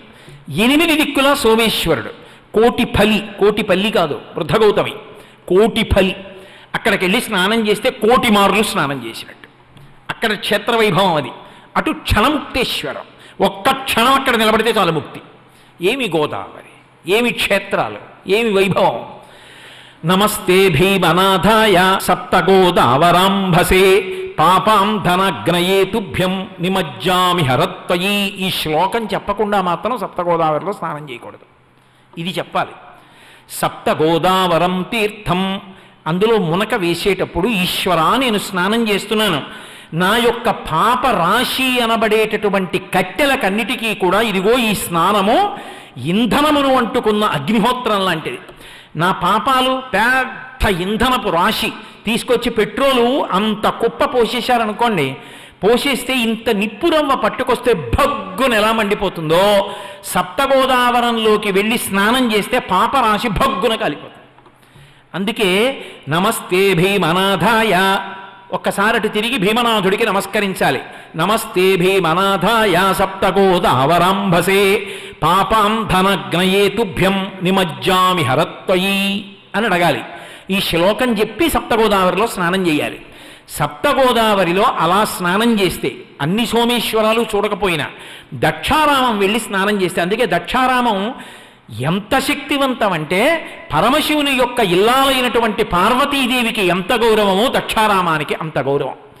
అందుకే మొన్న మీకు చెప్పాను కదా, గౌరీ యొక్కతే ఆకాశ గంగ యొక్కతే, కాశీ యొక్కతే దక్షిణ కాశీ యొక్కతే, నలుగురును శంభునకు లోకనాయకునకు రాణి వాసంబులనురాగ రసము పేర్మి. మీకు ఇంకొక పెద్ద చమత్కారం చెప్పాలి నేను. వృద్ధ గౌతమి అన్న పేరుతో గోదావరి ప్రవహిస్తూ ఉంటుంది. అక్కడ కుండలీశ్వరం అని ఒక క్షేత్రం, మీరు వెళ్ళి చూసి తీరాలి. నేను ఒకప్పుడు కాశీపట్టణం వెళ్ళాను. కాశీపట్టణానికి వెళ్ళి కాశీలో దర్శనం చేసుకుంటుంటే అక్కడ ఒక వృద్ధ వేద పండితుడు నా దగ్గరికి వచ్చాడు. కుండలీశ్వరం వెళ్ళారండి అని అడిగాడు. నేను వెళ్ళలేదండి అన్నాను. ఆయన పెద్ద నవ్వు అన్నాడు, అయ్యయ్యో కోటేశ్వరారు ఇన్ని ఉపన్యాసాలు చెప్తారు, కుండలీశ్వరం చూడకుండా కాశీ వచ్చారా? వెళ్ళి కుండలీశ్వరం వెళ్ళండి, ఏమనుకోకండి ఇలా అన్నానని అన్నాడు. ఎందుకన్నారో అని ఆయన నాకు ఒక మాట చెప్పాడు. ఏమండి, మార్కండేయుడంతటి వాడు కుండలీశ్వరుణ్ణి స్తోత్రం చేశాడండి. కుండలీకృత కుండలేశ్వర కుండలం వృషవాహనం నారదాది మునీశ్వర స్తుత యోగినం భువనేశ్వరం అని. కాబట్టి వెళ్ళండి అన్నాడు. అబ్బబ్బబ్బా, మీరు వెళ్ళాలి నిజంగా. ఏమి అద్భుతమైన గోదావరి ప్రవాహం. ఆ గోదావరి ప్రవాహంలో స్నానం చేసి లోపలికి వెడితే కుండలీశ్వరంలో శివలింగం యొక్క పైభాగం మకర కుండలం ఎలా ఉంటుందో అలా ఉంటుంది. చెవికి పెట్టుకుంటారే మకర కుండలాలు, ఆ మకర కుండలం ఎలా ఉంటుందో శివలింగం పైభాగం అలా ఉంటుంది. అందుకే దానికి కుండలేశ్వరం అని పేరు. కుండలేశ్వర క్షేత్రంలో శివాలయం చుట్టూ ప్రదక్షిణం చేస్తూ ఆలయం యొక్క శిల్పం వంక చూడండి, అపురూపమైన శిల్పాలు కనపడతాయి. ఎంత ప్రశాంతమైన క్షేత్రం అంటే మీరు వెళ్ళి ఎన్ని గంటలు కూర్చునైనా ధ్యానం చేసుకోవచ్చు. అంత ప్రఖ్యాత క్షేత్రం. ఎవరు? మార్కండేయుడంతటి వాడు స్తోత్రం చేశాడు. వృద్ధ గౌతమి ఒడ్డున వెలిసినటువంటి అద్భుతమైనటువంటి కుండలేశ్వర క్షేత్రం. అలాగే ఎన్ని విష్ణువాలయాలు వెలిశాయో, కొవ్వూరు దగ్గర, ధవళేశ్వరం దగ్గర గౌతమ మహర్షి ప్రతిష్ఠ చేసినటువంటి విష్ణువాలయాలు ఉన్నాయి. అంత అద్భుతమైనటువంటి విష్ణువాలయాలు. ఇవన్నీ ఒకెత్తు. గోదావరి నది ప్రత్యక్షంగా పలికి మాట్లాడింది. నా చిన్నతనంలో మా అమ్మగారు వాళ్ళు చెప్పుకుంటూ ఉంటే నాకేమిటో చాలా విచిత్రంగా ఉండేది. ఏమిట్రా అలా చెప్పుకుంటూ ఉంటారు అని నిజానికి కొంచెం భయం వేసేది. బాబాయ్ అలా అయితే అలాగా అనుకుంటూ ఉండేవాడిని. ఎవరైనా భద్రాచలం బయలుదేరితే పాపికొండలు అంటారు. పాపికొండలు కావు, మన దురదృష్టం అన్నీ అలా అయిపోయాయి. దాని పేరు పాపిడి కొండ. తల మధ్యలో ఇలా పాపట ఎలా తీస్తామో అలా గోదావరి ప్రవహించి వెళ్ళిపోతుంటే ఒడ్డున అమ్మవార్ల దేవాలయాలు ఉంటాయి. మీరు చూసి తీరాలి. ఎప్పుడైనా ఓ పడవ అద్దెకి తీసుకుని గోదావరిలో మీరు ఈ చివరి నుంచి ఆ చివరికి భద్రాచలం వెళ్ళాలి. ఎన్ని సెలవులు కావాలి, ఎంత డబ్బు కూడా పెట్టాలి, సిద్ధం కండి. కాబట్టి ఆ వెడుతున్నప్పుడు ఒక చమత్కారం ఉంటుంది. ఆ కొండలు మధ్యలో వస్తాయి గోదావరి నదికి. వస్తే గోదావరి ఇలా ఇలా విడుతుంది. దాన్ని పాపిడి కొండ అంటారు. ఒకప్పుడు నా చిన్నతనంలో చెప్పుకుంటుండగా కూడా నేను విన్నాను. మహాతల్లి చక్రవర్తుల రంగనాయకమ్మ గారని ఆవిడ ఒక గొప్ప పుస్తకాన్ని రాశారు. మీరు చదవాలి, చాలా గొప్ప పుస్తకం అది. అందులో కొన్ని విషయాలు ఉన్నాయి. గోదావరి లోపల పాపిడి కొండల దాకా పడవలో వెళ్ళేవారు భద్రాచలం వెళ్ళడానికి. అక్కడ అందరూ భయపడేవారు, పడవలు ఆగిపోయేవి. లోపల నుంచి సింహగర్జన వినపడేది.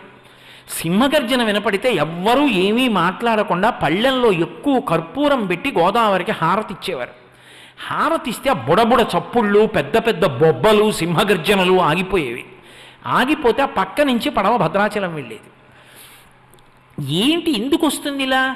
ఏ పడవ వెళ్ళినా వినపడుతుంది. ఎందుకు ఇలా వినపడుతుంది అని కొంతమంది ఔత్సాహికులు ఏం చేశారంటే గజగీతగాళ్ళని పట్టుకొచ్చి పెద్ద పెద్ద వలలు పట్టుకుని పడవలతో వెళ్ళి అందులోకి దూకి ఎక్కడి నుంచి బొబ్బలు, సింహగర్జన వినపడుతుందో అక్కడ వలలు వేశారు. వేసి పైకి లాగారు. లాగితే యోగానంద నరసింహస్వామి వారి విగ్రహం పైకొచ్చింది. ఆ విగ్రహాన్ని ఇప్పటికీ మీరు భద్రాచలం వెడితే రామచంద్రమూర్తి దేవాలయం ఎక్కడుందో దాని పక్కన ఉన్నటువంటి ఆలయ శిఖరం మీద ప్రతిష్ఠ చేశారు ఆయన్ని. బొబ్బల నరసింహుడు అని పిలుస్తారు. నది నీళ్లలోంచి బొబ్బలు పెడుతుండేవాడు. నేను ఇక్కడున్నానని హారతిస్తే పడవెళ్ళేది. ఇది అభూత కల్పన కాదు. మీరు కావాలంటే భద్రాచలం వెళ్ళి అడగండి. గోదావరి తల్లి కడుపులో పెట్టుకుంది బొబ్బల నరసింహుడిని. ఆయన లక్ష్మీదేవిని కూడా పక్కన పెట్టుకోడు. యోగానంద నరసింహుడు యోగంలో ఆనందం అనుభవిస్తూ ఉంటాడు. అందుకే అర్చనకి మరి సశక్తియుతుడైతే తప్ప కుదరదు. అందుకని లక్ష్మీదేవి ముద్ర ఉన్నటువంటి బంగారు మాడ ఉన్న హారాన్ని ఆయన మెళ్ళో వేసి అర్చన చేస్తారు. మీరు ఇప్పటికీ వెడితే చూడొచ్చు. ఆ భద్రాచలంలో రామచంద్రమూర్తి ఎంత అనుగ్రహాన్ని ఇచ్చాడంటే, రామదాసు గారు భద్రాచలంలో రామాలయాన్ని కట్టారు. కట్టినప్పుడు శిఖరం మీద చక్రాన్ని ప్రతిష్ఠ చేయాలి. ఎంతమంది కంసాలుల్లో పిలిచారు, ఎంతోమంది వచ్చారు, ఎన్నో చక్రాలని తయారు చేశారు. ఇన్ని చక్రాలు తయారు చేసినా పూర్తయిపోయిన తర్వాత తీసుకెళ్ళి శిఖరం మీద ప్రతిష్ఠ చేద్దామంటే చక్రం సరిపోయేది కాదు. రామదాసు గారు బెంగెట్టుకున్నాడు, ఏమిటి చక్ర ప్రతిష్ఠ అవ్వట్లేదని. ఒక రోజున రామచంద్రమూర్తి కల్లోకి వచ్చారు. ఓయి గోపరాజా, నువ్వు చేయించిన చక్రం దీనికి ఇమడదు. గోదావరి నది అనుగ్రహిస్తుంది చక్రాన్ని. నువ్వు రేపు స్నానం చేసి గోదావరిలో నిలబడు, అలల మీద తేలి సుదర్శన చక్రం వస్తుంది అన్నారు. రామదాసు గారు ఆ గోదావరి నదిలో స్నానం చేసి నిలబడి ఉండగా అలల మీద తేలుతూ వచ్చింది చక్రం. ఇప్పుడు భద్రాచలం రామాలయం పైన ఉన్నటువంటి చక్రం ఉన్నదే, ఆ చక్రం గోదావరి ప్రసాదంగా అలల మీద తేలి వచ్చిన చక్రాన్ని రామదాసు గారు ప్రతిష్ఠ చేశారు. గోదావరి మాట్లాడింది. ఒకానొకప్పుడు రామానుజాచార్యుల వారిని పరమభక్తుడు రామచంద్రమూర్తి. రామానుజాచార్యుల వారంటే విశిష్టాద్వైత మత ప్రవర్తకులైనటువంటి భగవద్ రామానుజుల గురించి కాదు నేను మాట్లాడుతున్నది. భద్రాచలంలో ఉన్నటువంటి అర్చక స్వామి పేరు రామానుజాచార్యుల వారు. పరమభక్తి తత్పరుడు ఆయన దేవాలయంలో ఉండగా కొంతమంది, ఆ రోజుల్లో అలా ఉండేవి భావనలు, దేవాలయంలో ఉన్నటువంటి విగ్రహాలని ధ్వంసం చేయడానికని బయలుదేరి వచ్చారు. వచ్చినప్పుడు వాళ్ళు వచ్చేస్తున్నారు దండయాత్రగా, రామాలయంలో మూర్తుల్ని బద్దలు కొట్టేస్తారని అవి కనపడకుండా మట్టితో గోడ కట్టేసి చిన్న కన్నం పెట్టి లోపల అఖండ దీపం పెట్టి ఈ కన్నం యువతల నుంచే రాముడికి నైవేద్యం పెట్టేవారు. బయట భద్రాచల రామచంద్రమూర్తి ఎలా ఉంటారో అలా వామాంక స్థిత జానకీ పరిల సత్కోదండ దండంకరే చక్రం చోద్భగరేణ బాహుయుగళే శంఖం శరం దక్షిణే అని ఆ రామచంద్రమూర్తి ఎలా ఉంటాడో అలాగే ప్రతిష్ఠ చేశారు. ఏవి నిజం మూర్తులు కావు, చూడ్డానికి నిజం మూర్తుల్లా ఉండేటటువంటి మూర్తుల్ని కృతకంగా పెట్టారు. రానే వచ్చారు వాళ్ళు, అందరూ పారిపోయారు భయపడి చంపేస్తారని. ఈ రామానుజాచార్యుల వారు మాత్రం గుళ్ళో పడుకున్నారు. వాళ్ళు వచ్చి ఏవిరా మీ రాతి బొమ్మలు అని అడిగారు.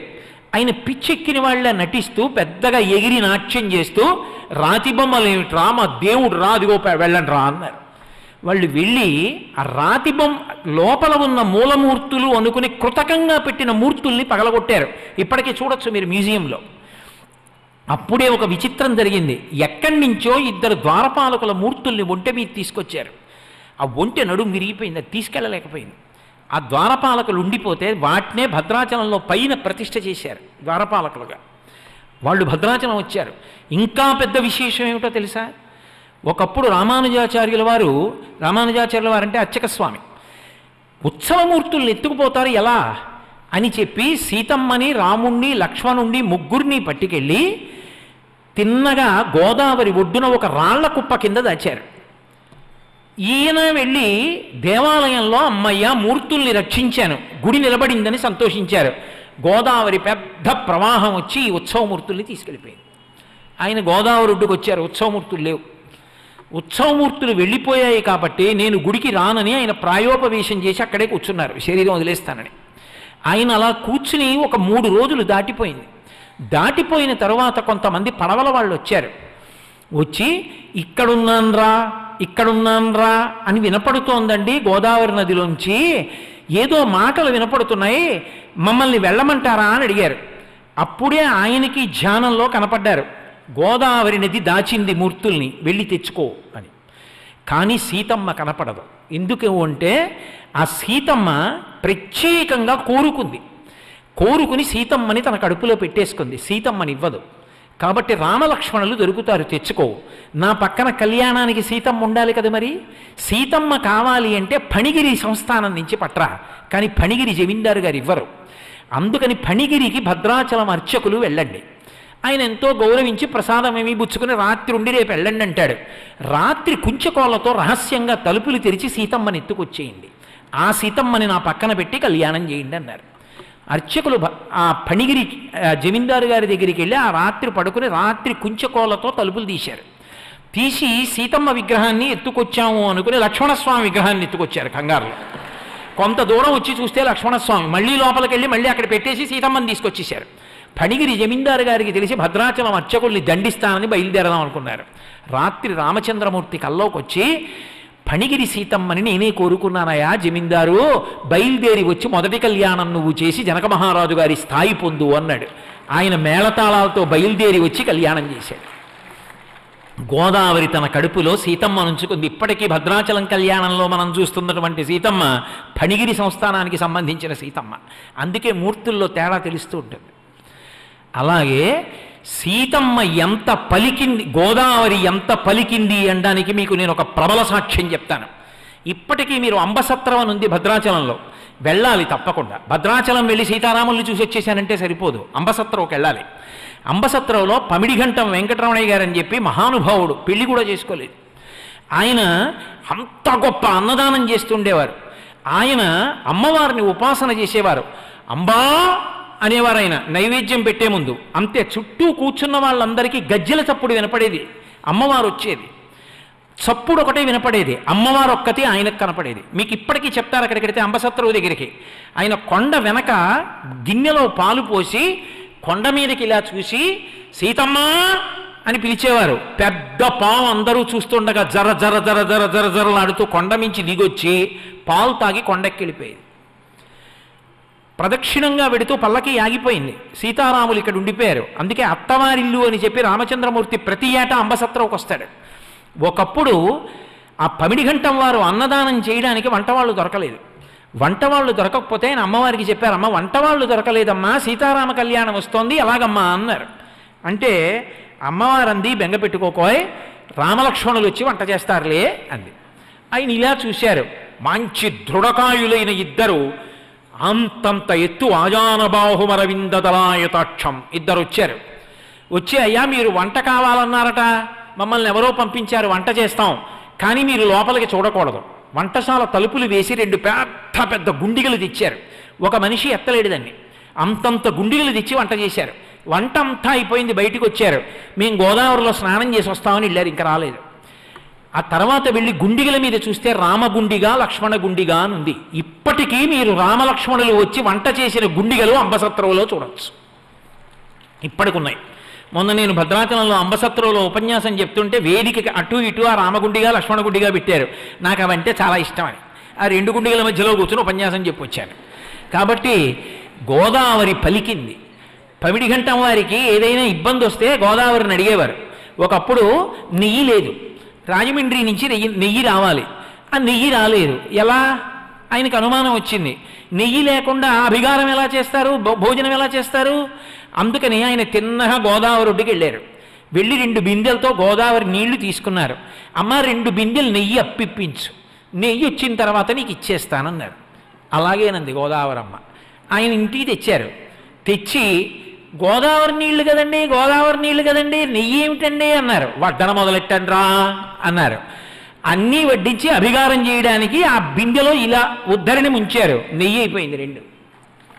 ఆ తర్వాత రాజమండ్రి నుంచి నెయ్యి వచ్చింది. 2 నేతి బిందెలు పట్టుకెళ్ళి అమ్మ పుచ్చుకున్నాను కదా పుచ్చుకోని ఇచ్చేశారు, గోదావరిలో కలిపేశారు. నేను అందుకే మీతో మనవి చేస్తున్నా, గోదావరి తల్లి పలుకుతుంది, ఎందరికో పలికింది ఆవిడ. ఆవిడ కడుపులో లక్ష్మీ నృసింహస్వామిని పెట్టుకుంది, ఆవిడ కడుపులో ఇన్ని పెట్టుకుంది. గోదావరి ఎన్నో పర్యాయాలు మాట్లాడింది.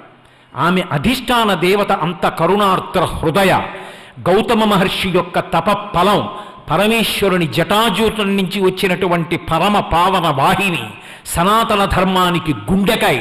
అటువంటి గోదావరిని రక్షించుకోవలసిన కర్తవ్యం, దాన్ని సద్వినియోగం చేసుకుని ఆ నదీ జలాలు పాడవకుండా చూసుకోవలసినటువంటి నిష్ఠ అందరం వహించవలసి ఉంటుంది. కాబట్టి ఒకప్పుడు నెల్లూరు జిల్లా ప్రాంతం నుంచి రంగారాయుడు గారిని ఒక ఆయన భద్రాచలం వచ్చారు. ఆయనకి కోరిక, భద్రాచలంలో ఉత్సవమూర్తికి కళ్యాణం చేసేటప్పుడు వైరముడి అంటే అది ఇలా ఉంటుంది, ఆ వైరముడి చేయించాలి కిరీటం అని. ఎలా? పాపం ఆయన దగ్గర డబ్బు లేదు, వైరముడి చేయించాలని కోరిక. ఆయన రోజు రామ రామ రామ రామ రామ రామ రామ అని రామచంద్రమూర్తితో ప్రార్థన చేసుకు పడుకునేవాడు. సీతారామ కళ్యాణం దగ్గరికి వచ్చేస్తోంది, కొన్ని నెలల్లోకి వచ్చేసింది. రామచంద్రమూర్తి కల్లో సాక్షాత్కరించారు.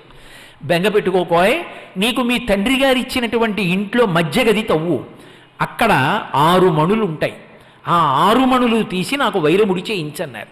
ఆయన తిన్నగా వెళ్ళి వాళ్ళ తండ్రి గారు ఇచ్చినటువంటి ఇంటి మధ్య గది తవ్వించారు. 6 మణులు దొరికాయి. 6 మణులతో వైరముడి చేశారు. కంసాలులు అన్నారు, ఆ మధ్యలో ఒక్క మరకతమణి వేస్తే అందం వస్తుంది, ఆ మరకతమణి లేకపోతే ఇది పిడితే అందం రాదు అన్నారు.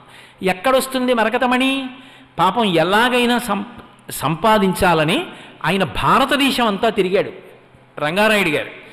ఆ 6 మణుల మధ్యలోకి ఇమిడేటటువంటి మరకతమణి ఎక్కడా దొరకలేదు. ఎక్కడా దొరకట్లేదు మరకతమణి. ఎలా? ఆయన బెంగపెట్టుకున్నాడు. రామచంద్రమూర్తి యొక్క ఆజ్ఞ, ఒక వారకాంత దక్షిణ దేశం నుంచి వచ్చింది. వచ్చి అయ్యా ఎప్పటి నుంచో నా చేతికి ఉంగరం ఉంది, నాకు రాముడు చెప్పాడు ఇందులో మరకతమణి ఉంది, మీరు వైరముడి చేయించారట, తెల్లవారితే శ్రీరామనవమి, ఈ మరకతమణి ఆ కిరీటానికి సరిపోతుందని నన్ను పంపించాడు, సరిపోతుందని ఆయన అన్నాడు కాబట్టి సరిపోతుంది తీసుకోండి ఉంగరం ఇచ్చింది. కంసాలుల్ని పిలిపించి ఉంగరంలో మరకతమణి తీసి వైరముడిలో వేశారు. ఖచ్చితంగా సరిపోయింది. ఇప్పటికీ భద్రాచలం సీతారామ కళ్యాణంలో ఆ వైరముడే పెడతారు. అంత సత్యం, అందులో ఇంకా ఏమీ మీకు సందేహం అక్కర్లేదు. మహానుభావుడు పలుకుతాడు, గోదావరి తల్లి పలుకుతుంది. అందుకే వామాంకస్థిత జానకీ పరిలి సత్కోదండ దండంకరే చక్రంచోద్భకరేణ బాహుయుగడే శంఖం శరం దక్షిణే బిభ్రాణం జలజాతపత్రనయనం భద్రాద్రిమూర్ధిని స్థితం కేయూరాది విభూషితం రఘుపతిం సౌమిత్రియుక్తం భజే. ఆ రామచంద్ర ప్రభువే భద్రాచలంలో వెలిసి ఉన్నాడు అని స్పష్టంగా శంకర భగవత్పాదాచార్య స్వామివారు తన ప్రార్థనా శ్లోకంలో ఆవిష్కరించి ఉన్నారు. అంత పరమ పవిత్రమైనటువంటి గోదావరి, ఆ గోదావరి పరీవాహక ప్రాంతమంతా కూడా ఈశ్వర విభూతితో నిండిపోయి ఉంటుంది. ఏ క్షేత్రం దగ్గరికి వెళ్ళండి గోదావరి ప్రవాహం అంతటి శక్తివంతంగా ప్రవహిస్తూనే ఉంటుంది. అటువంటి గోదావరి ఒడ్డునే త్రిపురాసురులు ఆరాధించినటువంటి అమృతలింగం పరమశివుని యొక్క బాణం చేత 5 ముక్కలైనప్పుడు ఒక ముక్కని గోదావరి దక్షిణ తీరంలో పాల కొల్లు అని ఇవాళ మనం పిలుస్తున్నాం. అక్కడ ప్రతిష్ఠ చేశారు, క్షీరారామము అంటారు, శ్రీరామ ప్రతిష్ఠ. అంత అద్భుతమైనటువంటి చోట అలా త్రిపురాసురుల మెడలోంచి కింద పడినటువంటి ఆ అమృతలింగం యొక్క ముక్క లింగరూపంగా గోదావరి ఒడ్డునే ప్రతిష్ఠితమయ్యున్నది. అసలు గోదావరి ఒడ్డున ఉన్నటువంటి క్షేత్రాలు, గోదావరి ఇవ్వగలిగినటువంటి సరస్వతి కటాక్షం, గోదావరి అనుగ్రహించగలిగినటువంటి తీరు, గోదావరి చెయ్యగలిగినటువంటి పాప భంజనం, గోదావరి ఇవ్వగలిగినటువంటి పుణ్యం, గోదావరి మనకి కట్టపెట్టగలిగినటువంటి శుభ పరంపర అనన్య సామాన్యమైనటువంటివి. ఇక మిగిలిన వాటి కోసం అంటారా, ఎక్కడికో వెళ్ళాలండి, స్నానం చెయ్యాలండి అనొచ్చు. గోదావరి నది స్నానానికి ఎక్కడికి వెళ్ళాలి కనుక మీరు గోదావరి పరీవాహక ప్రాంతంలో ఏ క్షేత్రాన్ని ఎంచుకుని స్నానానికి వెళ్ళండి, అదొక అపూర్వమైనటువంటి అనుభూతి. భద్రాచల క్షేత్రంలో గోదావరిలో స్నానం చేసి రామచంద్రమూర్తి యొక్క సుప్రభాతానికి వెడుతుంటే ఆ భద్రాద్రి రాముడి యొక్క దర్శనం చేసుకుంటుంటే ఎంత అనిర్వచనీయమైనటువంటి ఆనందం కలుగుతుందో. అందులో సీతానివాసులో నివాసం ఉన్న వాళ్ళకి 4 అడుగులు ఇలా కిందకి దిగి మెట్లు ఎక్కితే ఆ గట్టు మించి అటు దిగితే గోదావరి. ఆ గోదావరి ఒడ్డున రామాయణంలో ఉన్నటువంటి సన్నివేశాలన్నీ శిల్పరూపంలో ఆవిష్కృతమయ్యాయి. ఏమి గోదావరి, ఏమి క్షేత్రాలండి, ఎంతంత అద్భుతమైనటువంటి క్షేత్రాలు. ఆ గోదావరి నది నుంచి వచ్చినటువంటి జల ప్రవాహం ఆ కాలవలుగా వచ్చింది. ఇన్ని లక్షల ఎకరాలు సాగు పొందడానికి, ఎంతమందికి ఐశ్వర్య కటాక్షం చెయ్యడానికి, ఎంతమందికి అన్నదానం చెయ్యడానికి కారణమైందో. ఒక దేవాలయం కాదు, 2 దేవాలయాలు కాదు, ఇన్ని రకాలుగా గోదావరి నది లోకాన్నంతటినీ అనుగ్రహించింది. ఎన్నో సందర్భాల్లో గోదావరి మాట్లాడింది, ఎన్నో సందర్భాల్లో గోదావరి తనకిష్టమైన వాటిని పట్టుకెళ్ళింది. దానికి ప్రబల సాక్ష్యాలు అదిగో పమిడిఘంటం వారి వంటి వారి యొక్క రూపాలు ఇప్పటికీ ఉంటాయి. మీరు ఎప్పుడైనా భద్రాచలం వెడితే నేను మీతో ఎన్నని చెప్పడం సాధ్యం అవుతుంది. ఎప్పుడైనా అంబసత్రవులో అన్నం తినడానికి వెళ్ళండి. అంబసత్రవుకి వెడితే అసలు గోదావరి వైభవం ఏమిటో, రామలక్ష్మణులు ప్రత్యక్షంగా ఎలా వచ్చారో, ఆయన పిలిస్తే సీతమ్మ పాము రూపంలో ఎలా వచ్చేదో, గజ్జెలు చప్పుడవుతూ ఆ తల్లి ఎలా తిరిగేదో, శృంగగిరి పీఠాధిపతులు అక్కడికి వెళ్ళి చంద్రమౌళీశ్వరుడు శారదాంబ యొక్క ప్రతిష్ఠ కూడా చేశారు ఆ భద్రాచల క్షేత్రంలో. అసలు గోదావరి వైభవం ఏమిటో అర్థమవుతుంది. అందుకే గంగమ్మ ఎంత పుణ్యం ఇవ్వగలదో అంతకన్నా ఎక్కువ పుణ్యమే గోదావరి ఇవ్వగలదు. గంగమ్మ ఒడ్డున శరీరత్యాగం చేస్తే పుణ్యం, గోదావరి దగ్గరికి వెళ్ళి స్నానం చేస్తే, ఒక్కసారి కాళేశ్వరం వెళ్ళి స్నానం చేస్తే చాలు యమధర్మరాజు కూడా పరాకు పొందుతాడు. అలాగే కురుక్షేత్రంలో దానం చేస్తే ఎంత పుణ్యం వస్తుందో, గోదావరి నది ఒడ్డున దానం చేస్తే దానికి 1,000,000 రెట్లు పుణ్యం వస్తుంది. అంతటి వైభవం ఆ గోదావరి ప్రవాహం వల్ల వచ్చింది. అలాగే నర్మదా నది ఒడ్డున నిలబడి నర్మదా నది వంక ఒక్కసారి చూస్తే ఎంత ఫలితం వస్తుందో అంతకన్నా ద్విగుణీకృతమైనటువంటి ఫలితము గోదావరి ఒడ్డున నిలబడినా, గోదావరిలో స్నానం చేసినా వస్తుంది. చాలా చాలా సంతోషించదగ్గ విషయం ఏమిటంటే, దక్షిణాన ఇంత వైభవం కలిగినటువంటి గోదావరి, ఇంత ప్రవాహం కలిగిన గోదావరి, ఇన్ని కోట్ల మందికి అన్నం పెడుతున్న గోదావరికి ఈ మధ్యకాలంలో హారతులు సంకల్పం చేసి రాజమహేంద్రి పట్టణంలో గంగానదికి ఎలా నీరాజనాలు ఇస్తున్నారో అలా కొంతమంది ఔత్సాహికులు సంఘంగా ఏర్పడి గోదావరికి హారతులు ఇవ్వడం, ఉదాహమైనటువంటి విశేషం.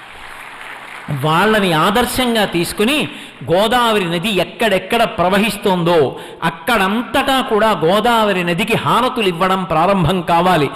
నదుల యొక్క అధిష్టాన దేవతలు ప్రీతి చెందితే, నదుల యొక్క అధిష్టాన దేవతలు సంతోషిస్తే మనమందరం సంతోషిస్తాం. ఆ తల్లి సంతోషించాలంటే ఆవిడ ఎవరి కారణంగా వచ్చిందో ఆ గౌతమ మహర్షి యొక్క ప్రతిష్ట ప్రతి స్నానఘాట్లోనూ జరగాలి. ప్రతి చోట సప్తర్షి పూజలు జరగాలి. గౌతముణ్ణి గౌరవించడం, గౌతమ మహర్షి యొక్క పూజ, గౌతమ మహర్షి యొక్క కథ, గౌతమ మహర్షి యొక్క విశేషం, రామాయణంలో బాలకాండ ప్రవచనాలు గోదావరి తీరమంతటా జరగాలి. పూర్వం ఋషులందరూ ఎలా కూర్చునేవారో అలా గోదావరి స్నానఘాట్లలో మెట్ల మీద కూర్చుని మళ్ళీ మన ప్రాచీన గ్రంథాలన్నీ కూడా చెప్పుకుని విని స్నానం చేసి తరించి ఆ నదులను కాపాడుకుని ఆ నదుల చేత మనకి అనుగ్రహింపబడుతున్నటువంటి తేజస్సుని పొంది లోకమంతా సుభిక్షంగా అందరూ సుఖశాంతులతో ఉండేటట్టుగా పరమ పవిత్రమైనటువంటి బుద్ధితో ప్రవర్తించగలిగినటువంటి ఆ క్రమశిక్షణతో కూడుకున్న ఆస్తిక్య బుద్ధి నదుల యొక్క అధిష్టాన దేవతల యొక్క నిర్హేతుక కృపాకటాక్ష వీక్షణముల చేత మనకు అనుగ్రహింపబడుగాక అని నేను ఆ తల్లులందరినీ ప్రార్థన చేస్తున్నాను. అందుకే గోదావరి ప్రవాహానికి సంబంధించి ఒక మాట చెప్తారు. ఒక్క గోదావరిట వెడుతున్నప్పుడు ఇలా తరంగాలు లేస్తాయి, అవి తరంగములు అనుకోవద్దు అని చెప్పారు. వీచికాహస్త విన్యాస విభ్రమములా అన్నారు. గోదావరి ఇలా చేతులూపుతుందిట. హాయ్, ఎవడ్రా నన్ను నమ్ముకుని బ్రతుకుతున్న వాళ్ళని పాపాల్లోకి ముంచుతారా? ఎవడురా నన్ను నమ్ముకున్న నా బిడ్డల్ని పాపాలు బాధపెట్టడమా? వాళ్ళ జోలికి వెళ్ళడానికి వీల్లేదని ఇలా చేతులెత్తి ఊపుతూ వెడుతుందట గోదావరి. అవి అలలు కావు సుమా, పాపాల పట్ల ఇలా వేలు చూపిస్తూ వెడుతుంది గోదావరి. అటువంటి గోదావరి యొక్క వైభవం నిలబడేటట్టుగా, అటువంటి గోదావరి యొక్క కీర్తి సర్వత్రా ప్రకాశించేటట్టుగా సనాతన ధర్మ ఆధ్యాత్మిక కార్యక్రమాలకి నదీ తీరాలు ఆయువు పట్లై అందరూ సుఖశాంతులతో బ్రతికేటట్టుగా, ఒక్క మనమే కాదు, శం ద్విపదే శం చతుష్పదే 2 కాళ్ళున్న అందరూ సంతోషంగా కడుపు నిండా అన్నం తిని సుఖశాంతులతో ఉండేటట్టుగా, 4 కాళ్ళున్న పశువులు కూడా సంతోషించేటట్టుగా, నదులను కీర్తించి నదుల యొక్క పవిత్రత నిలబడేటట్టుగా మనం ప్రవర్తించగలిగిన బుద్ధి ఆ నదుల యొక్క అధిష్టాన దేవతలే ఇవ్వాలని సాంజలిబంధకంగా నేను ఆ నది యొక్క అధిష్టాన దేవత యొక్క పాదములకు శిరసు తాటించి నమస్కరిస్తూ